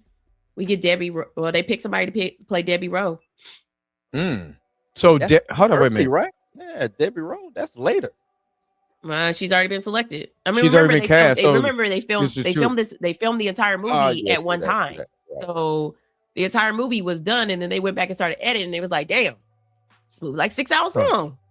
Right. Straight out of Compton opening weekend. No, they probably holding her for part 2. Hold on, I'm looking all of it up. I don't know what Straight Outta Compton did. I wouldn't compare Straight Outta Compton to a Michael Jackson film. I wouldn't even compare This Is It to Michael. But opening weekend, it made $60 million opening weekend. What's that? Straight Outta Compton. Right. What I'm meaning, reason I'm saying that is because NWA is not Michael Jackson. Oh no. Yeah, so no. Like, I mean, this movie hit worldwide 200 million. Yeah. The fanfare behind NWA is huge for NWA, but it's not huge in comparison to Michael Jackson. So their international gross was not just only like that chump change, but it was 40 million internationally. Michael Jackson is going to make that hour that the movie is announced, internationally. So, yeah, they picked the fuck boy from Insecure to play Quincy Jones. Insecure. I mean, he does sound like Quincy though. Who? But I don't know what Insecure Lawrence? is though. No, not Lawrence. Lawrence ain't no fuck boy. I mean, the light-skinned dude, Kendrick Sampson. Oh, the one who was from Texas. That's the one. Yeah. No, he don't look like Quincy Jones. They picked him to be Quincy Jones. I mean, in that trailer, he does kind of favor Quincy Jones, you know. So, bring back Lorenz Tate. Lorenz Tate is Berry Gordy. No, he was Quincy Jones in Ray. I know that, but he's Berry Gordy in this one. Yeah. Oh, he is in it. He is in this one. He is Berry Gordy. Damn. Okay. Berry Gordy. Well, damn. They picked somebody to be Dick Clark. Derek Luke is playing Johnny Cochran. Derek Luke is finally showing back up. I ain't seen Derek Luke in like 30 years. Where he been hiding at, man?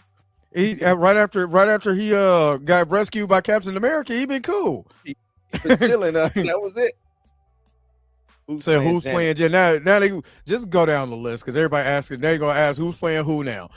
Cher. I don't know. There's no not Cher. Cher's playing Cher. She still looks like Cher. I'm looking on. I don't see Janet. Janet. Not for this. I guess not for this movie. And say I want my own movie. Damn it. Yeah, I don't see anybody playing Janet in this movie. They have Jermaine, Marlon, Tito, Jackie, and LaToya. Who's playing LaToya? Jessica Sula. She is she was in Split. And she was in she's known for her portrayal of character Grace Blood in the third generation of the E4 television series Skins. So she doesn't. Yeah, that don't ring. That's right, right, Black LaToya. Beach. She loves it. Janet She loves it. spinoff film is coming. I still What need about the Reedy. Prince movie? We probably a little. I don't know. Did we get a Prince movie? Because that's another question I was gonna ask y'all. He is too. What's He next? was too quiet. Like, not saying Michael wasn't private, too, but Prince didn't have Prince that was like stank on him. ultra private. Like, Prince- Especially later on, Prince became very ultra quiet. like he very was ultra private. private. Like you couldn't get his estate to tell you what kind of peanut butter and Oh, jelly sandwich hell he no. wanted. You know what Hell though? no. I might want to take that back though, Mika. If we can sit down with, well, shit, never mind. We can't sit down with none of these people. Exactly. Never mind. They all signed. Look, them NDNAs carried over into death. Okay, listen, you can't talk about Prince. That's like, damn, Mm. I would have, damn, yeah, we missed out. Because if Rick James was still alive, oh yeah, we would've Nobody's got gonna the talk. record. No, but we're not. If we Morris get a Day, I think Morris Day. Yeah, will talk. Morris Day does talk about Prince a lot, but he doesn't get into the His weeds. He just talks about because him and Prince was friends since Minnesota, since they were in high school. You know what I mean? What I mean by people telling they could tell. Oh yeah, when we was in the studio, cool. Yeah. But they cannot talk about that man's personal life. The estate will come for their necks. Oh no, it'd have to go through who his sister run the estate. I want to say. I want to say it's his sister too, but yeah, they would have to go through the estate. Y'all Yeah, want to you have talk? run it through the estate. Sign it. Y'all legally sign this because what you're not going to do is embarrass my Yeah, my Mateo people. probably talked. I think Mateo talked. That was his last. That's the only one he married, right, Mateo? He didn't marry anybody else, right? I don't know. See, we don't even know nothing about Prince. See? Prince, I don't know. Prince- He never. Well, He ain't write no documentary. No, they know. Right, I'm not a ain't no documentary. He ain't write no autobiography. memoirs. No nothing. Yeah. Prince was like, if you want to talk to me, get to heaven. Not that's crazy. You want to talk to me? You got to come meet me where I'm at. Right. and he ain't gonna answer. He's still not gonna answer your question. Yeah, He gonna like, like he gonna answer with, "Have you ever danced with me?" But could you like piece together all like of Prince's funny stuff and make a movie out of it? Like the Hell ass nah. chaps and Hell you no. know what I'm saying? Like, could you make a movie just out of the stuff that we know about Prince? Why would I want to see a movie with a dude with assless chaps? I mean, Think about what you just said. There I'm are just talking about the moments, those moments, Dre, the moments, man. that's what I'm saying. There are plenty of Prince moments, right? Mm. But nobody knows this man's personal life. Nobody knows his ins and outs and his like I said, Michael wrote his ins and outs in a book, right? We don't know Prince's ins and outs. We can talk about we can have people come and tell that but that doesn't become a diary somewhere floating around. I can't. A purple diary. That becomes like that becomes like you know what I'm saying, a biographic pick. You know what I'm saying? Like versus like an actual like Michael Jackson pick where we're actually, following his story and whatever. Now we just got people like Questlove tells the most awesome story about Prince roller skating. Yeah. And like we got it, or Carlos Boozer talk about the one time where he let Prince rent out his house. Yeah. Like there's plenty of Prince stories, but do you know this man's personal life? Charlie Murphy had us rolling. Right, with the Prince stories, yeah. Damn. So we'll never get that. Yeah, we're never going to get a full Prince movie. Oh no. Where we talk about his whole life? Yeah. Remember, we got an MC Hammer. We got an MC Hammer movie before Prince. So, not an MC Hammer movie. We did. I know. An MC Hammer movie before Prince. So Sure you're did. not gonna get Prince. You're not gonna get that. Bumps in the bumps. Hey. Hey, I'm not gonna lie. I watched the one with the Falcon when they had the Falcons went on and in prime time was waking him up. You know what I'm saying? I ain't gonna lie. That was very nostalgic. I felt good for a second. So okay, no Prince. So who could we get from, or what would you like to see? What would the next black musician biopic that y'all would like to see? I mean, it ain't even Chubby Checkers. Shut up. It ain't even got to be black. It's dumb. It's just out of nowhere.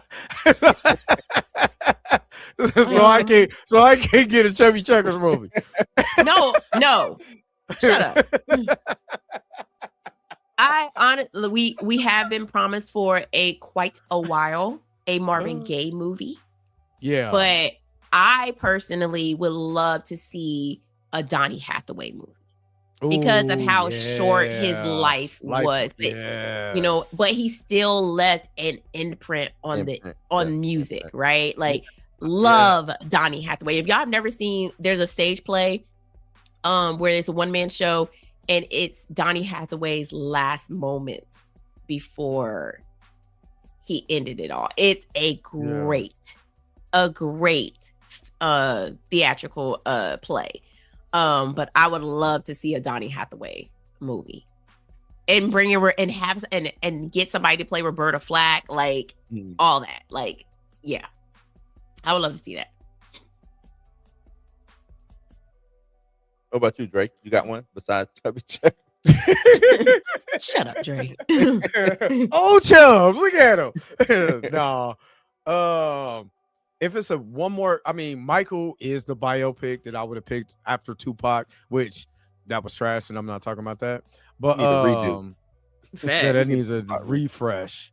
It needs a refresh. But only other person, if I thought about, really, I mean, we got Whitney. You know what I mean? Somebody that was like influential. I don't know. I mean, I would love to see a biopic of an older artist that that made an impact on the industry. It's like the first black. I think it's matter of fact, because I'm gonna do this later on and post it on Threads. The first black sitcom was not Amos and Andy. I did not know that. It was I think it's Shirley MacLaine, I think was her name. And she was the first black lead actress. You know what I'm saying? And those are untold stories. You know what I'm saying? That I would like to see something on film, like those untold stories or something like that. Not necessarily somebody that's like big or like you said, Donny Hathaway. I would love that. But a lot of those films are not going to be the impact because they're not big enough. You know what I'm saying? The artist wasn't big enough. In even Donny Hathaway did leave a mark. It isn't going to be big enough then, Bohemian Rhapsody when they, talking about Freddie Mercury and all of that. You know what I mean? unless we blow it up, because like you said, Mika, the that one man show was so good that you just get entrenched with it. So let's expound on that story. You know, let's tell that story. Sam, I will agree. Sam Cooke, that's the story I want to hear.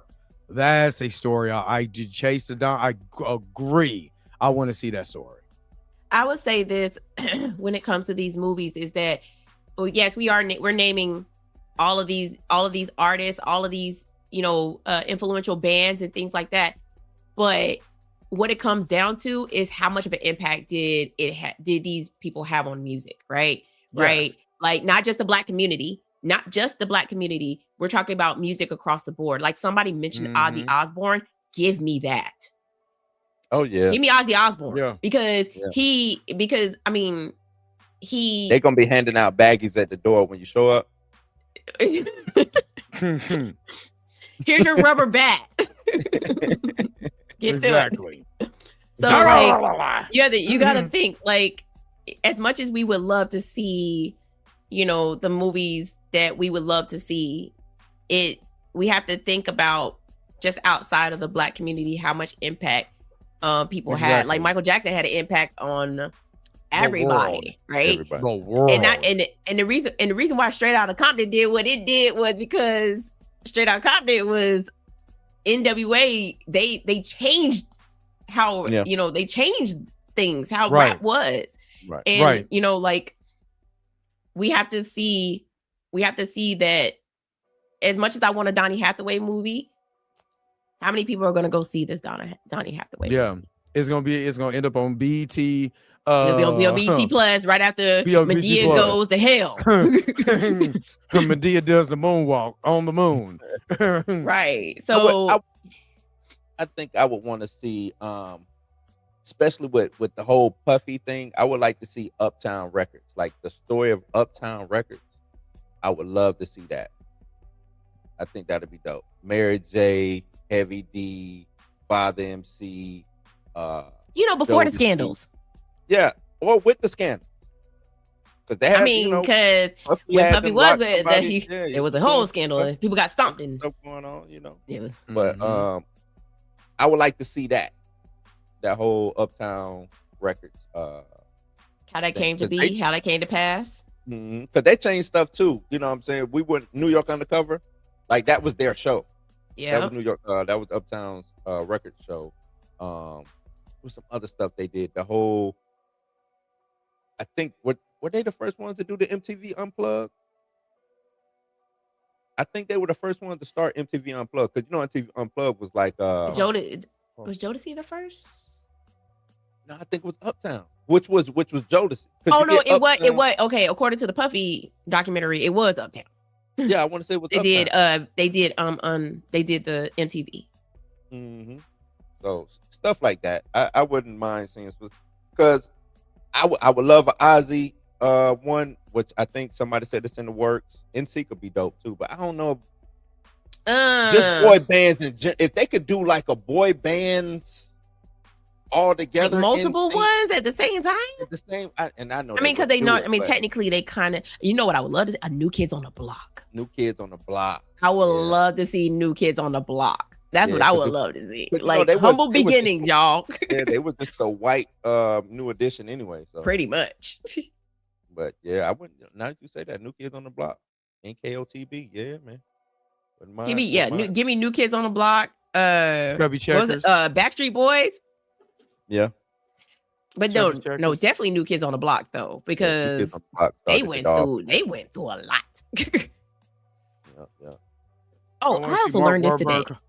I know we need to wrap this up because I didn't think we were gonna be on here 3 hours. Yeah, 3 hours later, just like I said. Mike Jack will carry us for 3 hours. I told you that. I learned this today. You did say that.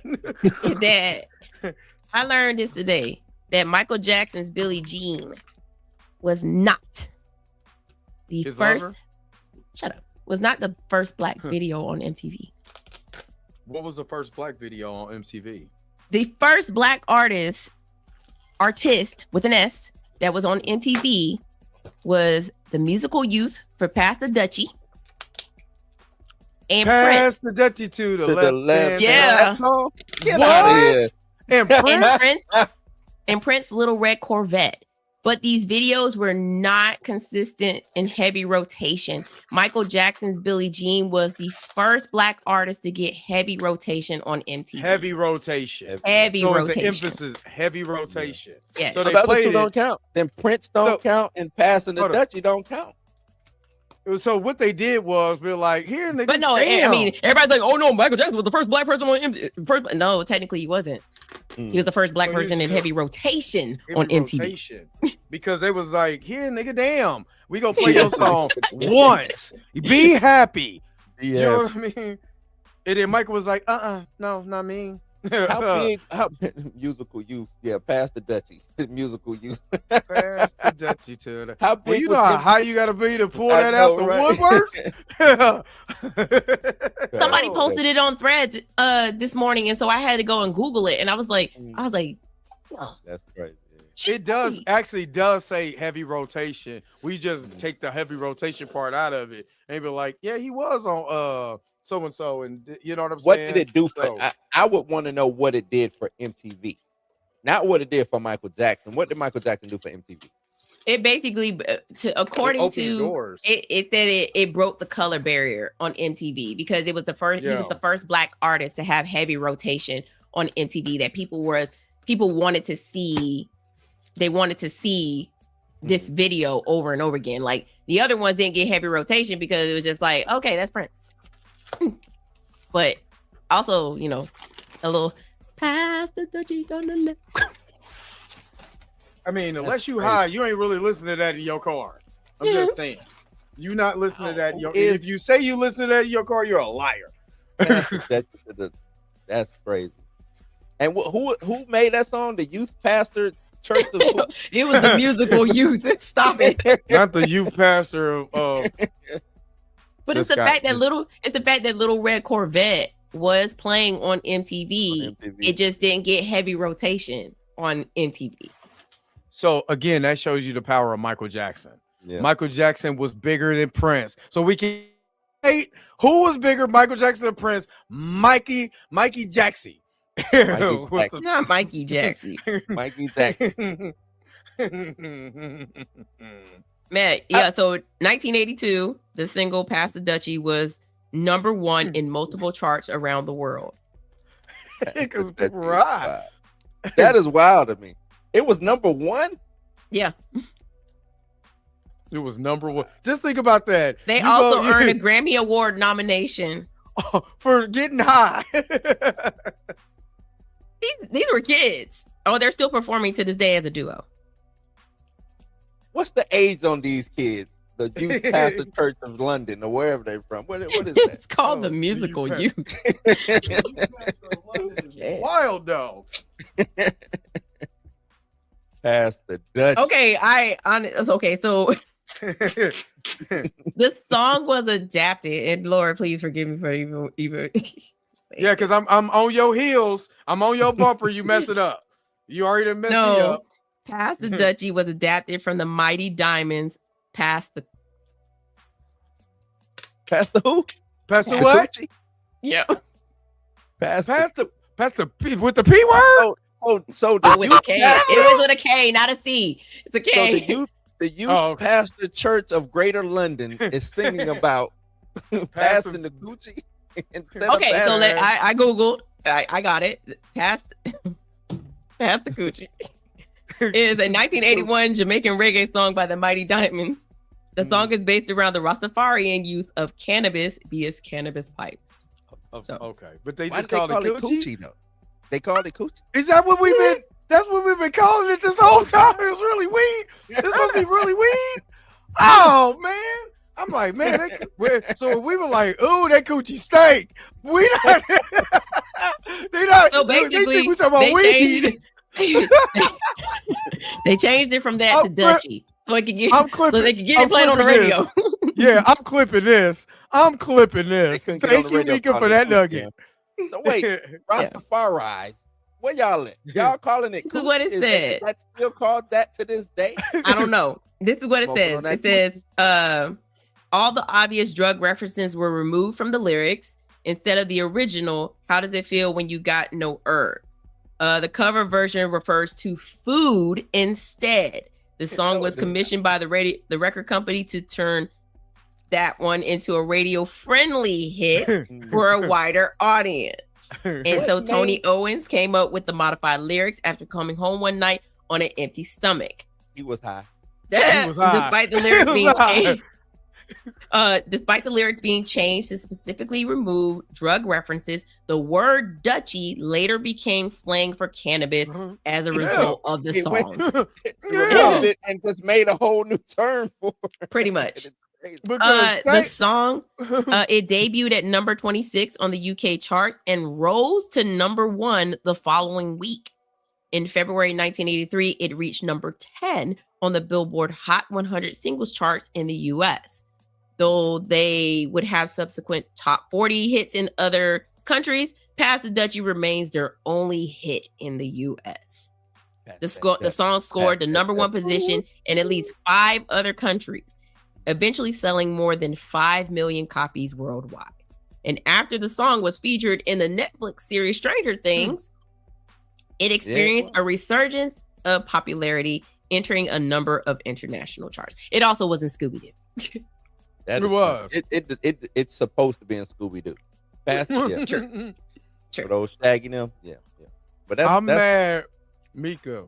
I'm really mad that you told me what you just told me. That Coochie really meant weed all that time. That's what it said. Like, man, that Coochie smell good. Well, that Coochie stink. That's stinking Coochie. Yeah, that's crazy. Let me get a bag. Let me get a bag of that Coochie. Bag of that Coochie. Got some of the finest. And I'm probably saying it wrong. Look at sniff of this. Well, some of the finest Coochie this side of the Mississippi. Boy, you see that Coochie? Got them good hairs on it. Boy, give me that Coochie. It doesn't say how old they were whenever that song came out. When I hear you, greater youth require. Oh no, they were kids. They were kids. There's a video. There's a video to this song. So you know I'm about to. I know you are. You know I'm about to do it, right? That's wild. It's pronounced Coochie. That's Cooch. Coochie. It's spelled Kouchie. Sound like Coochie to me.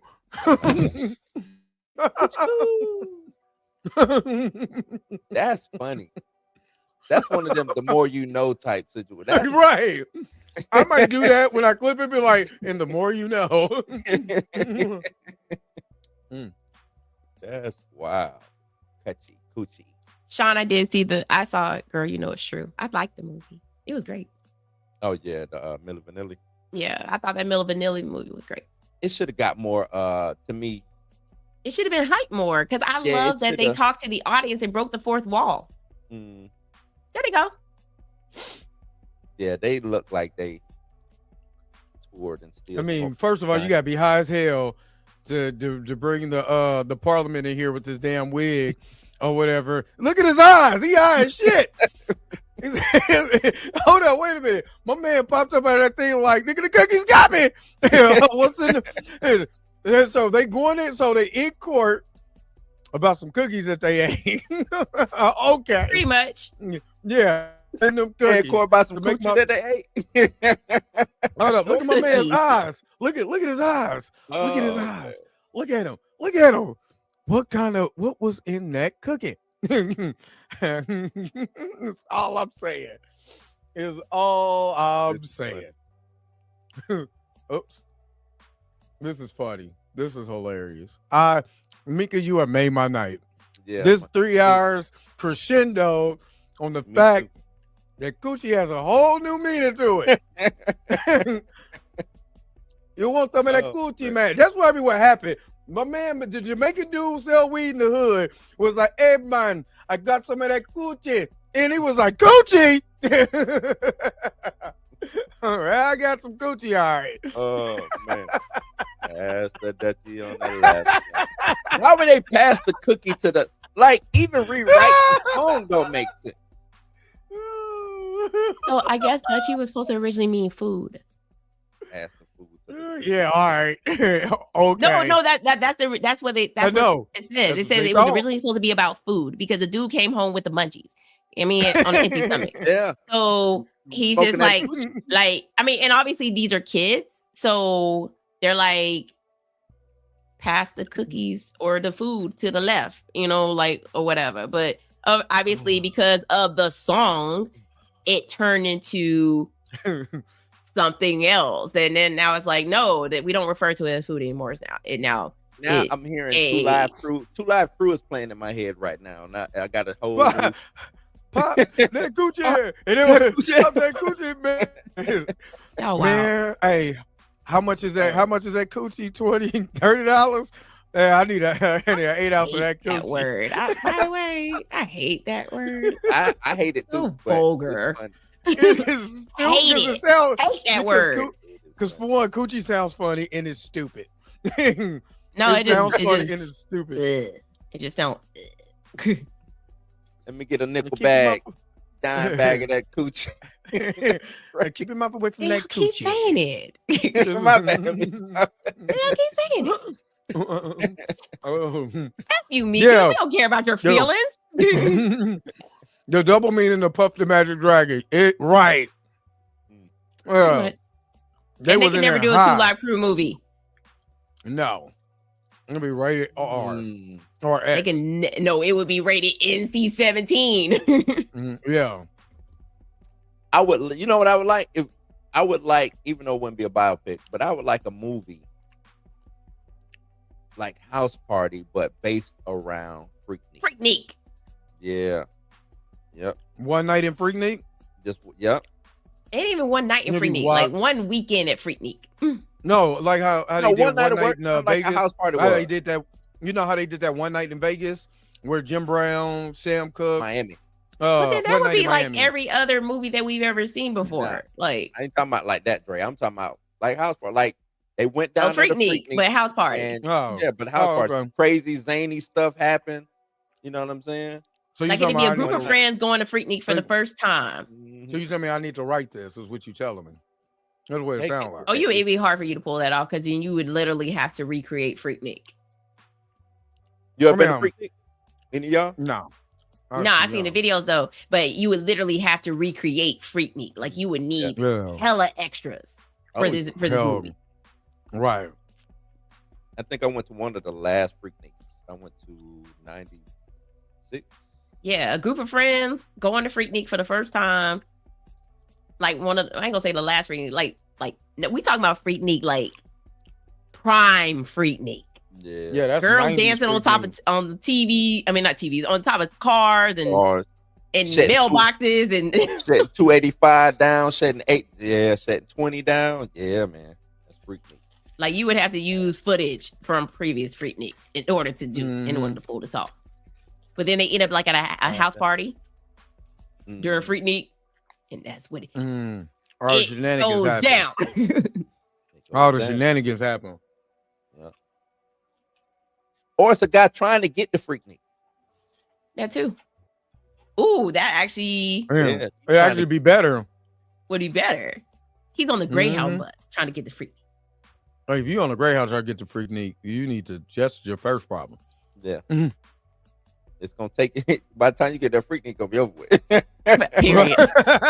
Period. I came from Freaknik, be like, what is it? Cricket? Boy, this is the Olympics. What are you talking about? Right.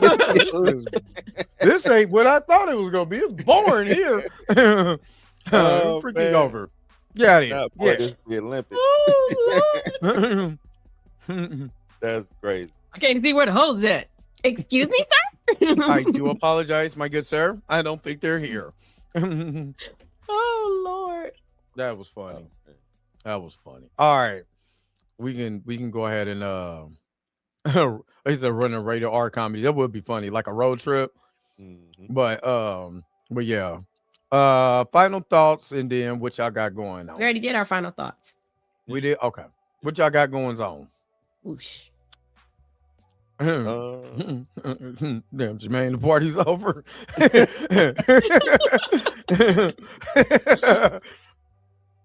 Same old same, man. Blues News. Like I said, I'm doing my 28 days of Black superheroes, but it'll be like weekly. So every week, like probably that Friday, I'll do the whole thing, and then next week, that Friday, cover the whole week. We like that. Okay.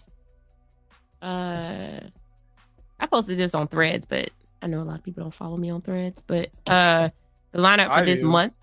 Shut up. You can't follow me. I won't. Shut up. The lineup for this February is I'm doing 28 days of Black History horror, and I'm going away from Candyman, all the usual suspects that people want to talk about every Black History Month because Jesus H. Christ. There's more Black History than Candyman, y'all. Stay Alive is celebrating the 20th anniversary, so I'm having Nathaniel Gamers coming on. He's gonna come on the show, and we're gonna talk Stay Alive because he is a horror gamer, and Stay Alive is about staying alive. I already did Abby. Abby was day one. Follow me on Threads. Or follow me on Instagram. Exploring the Shadows. I'm flipping it this season. I'm doing only anthology horror movies. So Twilight Zone, the movie, is the first movie that I'll be covering, given the current status of America right now. And then I'm doing I'm doing a retro horror cinematic rewind with Phil from the Spook House podcast, and we are covering the 1978 version of Halloween because he made it very specifically that he does not like Rob Zombie. Okay. Oh wow. And then February 28th. Did I say the 28th? Let me check my calendar. Yeah, 28th. February 28th is game night. We are Jeopardy returns. I already have my list of people for that one, unless somebody drops out, which right now it's a full house. And then of course, top fives every Sunday. I already dropped the top 5 yesterday. And I totally, horror movies that flip the genre on itself. And then this Sunday will be Black Vampires. Can I guess? Never mind. What my number one is? Go ahead and guess what my number one is. Prince. Yes. Yep. Prince is a vampire. Yep. That's it. Oh, my Fright Night. Black vampires? Black vampires. Oh, you said Black vampires. Oh, my bad. Chubby Yeah. Checkers. Chubby Checkers. Yeah. No, Blackula. Is it Blackula? No, Nope. it won't be. I can already tell that that's not going to be it. Is it my man from Dracula 2? Or no, from Dracula 1. You talking about Omar Epps? Omar Epps. Yes. He's my number one. No, he's not. He's not my number one. No, I was gonna ask you a question. Did you see what's the movie that Halle Berry's doing, the horror movie she's doing where she's the president that's being haunted in the White House? Nah, I haven't seen it. Yeah. Well, why black people gotta be the president and be haunted in the White House while we haunted in real life right now? I forgot the name of what it's called. Let but me she's shut supposed up. to be the president, and either it's gonna be like an exorcism in the White House or something like that. I don't know. I just want to know. I just want to get your thoughts on that real quick. Somebody asked what my channel is. The channel is called Cinematic Nightmares Podcast. You can follow me everywhere on Instagram, on Threads, and on YouTube. And also on Spotify as well too. Eddie Murphy. And that's Cinematic Nightmares Podcast, all one word. Still guessing me. You say the whole thing like a Tribe Called Quest. Because if you don't, no, you say the whole thing like a Tribe Called Quest. No, you say It's the whole Cinematic thing like a Nightmares Tribe. Podcast. He said, "Well, just gotta call you Slipback, nigga." No. Can I just call it cinematic? No. Say it all together. But now that's it. And then I might pop up on some other people's podcasts as well too. Awesome. Lauren said, "How was Sundance?" Jesus. Okay, I don't have enough time to tell y'all about Sundance, but okay, just the skinny of it, I saw no movies because everything was sold out when they offered the tickets to the public. They offered the tickets to members and people who have exclusive passes first, and every single movie that I wanted to go see was sold out at Sundance. And God forbid if you have to wait in the wait list line, because you're still not going to get in.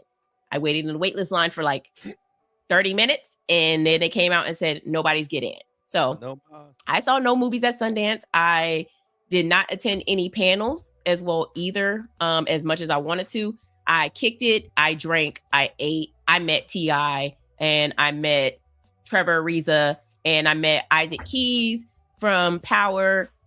He's really dope. He's actually part of our travel group.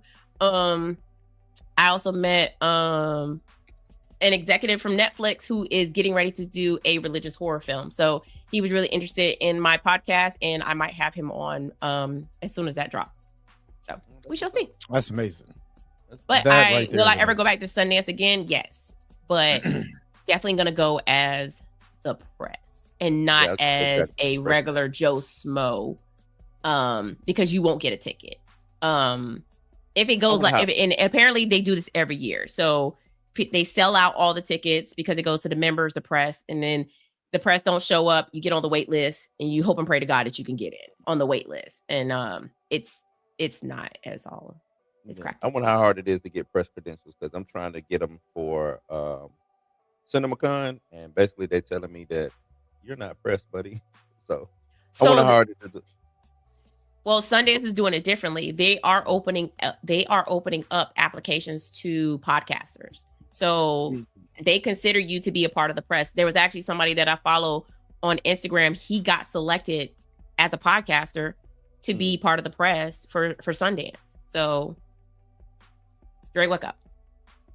I'm trying to see if I could use my TMZ credentials to get, like, I was on TMZ and I got a show. No, I mean, all you have to do is create a press bio. Like, I don't have a press bio because I haven't been a part of the press, right? But you just create a press bio, and that's what you submit to these film festivals, and then they either say yay or nay. But like I said, Sundance is opening up to podcasters because they see that that's the future. It's not just the people that write about it. You want people to actually get on camera and talk about your festivals, your conventions, and things like that. So, CinemaCon told me no. So I'll be going this regular. What did your press bio look like? What did it look? Well, you got to write like this whole. It's not the bio. You have to write it. So you have to have like a LLC, a business, or be sponsored by an actual person or company of the press. Oh, then that's different. Yeah. So yeah, from my personal experience, like there has been conventions. Actually, let me take it back. A film festival did reach out to me personally and asked me to be a judge for the film festival. So not only am I a judge for the film festival, but I'm also going to the film festival as the press as well too, to cover the film festival. It'll be in August. But I'm looking forward to it. That's what's up. That's awesome. All right, Dre, what else? What do you got? Nothing. With eyelids. Whatever I do tomorrow is what I do. I don't no, I'm gonna do I forgot the name of the video. Talking about Static Shock as a black superhero, so I'm gonna do that reaction video tomorrow. But I'm not gonna lie, I'm sleepy. I'm getting tired. I am hungry and sleepy. So yeah. But anyway, this was another episode of the Blurred AF. You guys tell me for real. You know, what did you guys think about not someone just passed Dre the Dutchie. That ain't it. But nah, you guys tell us what you think about the Michael movie.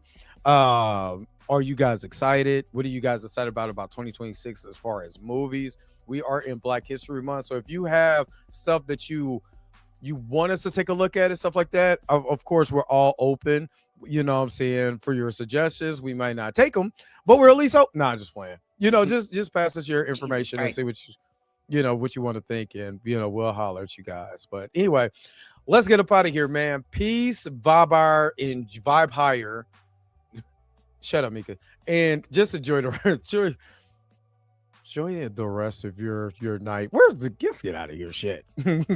Tired. Miss Roberta ain't here, so I'm shit.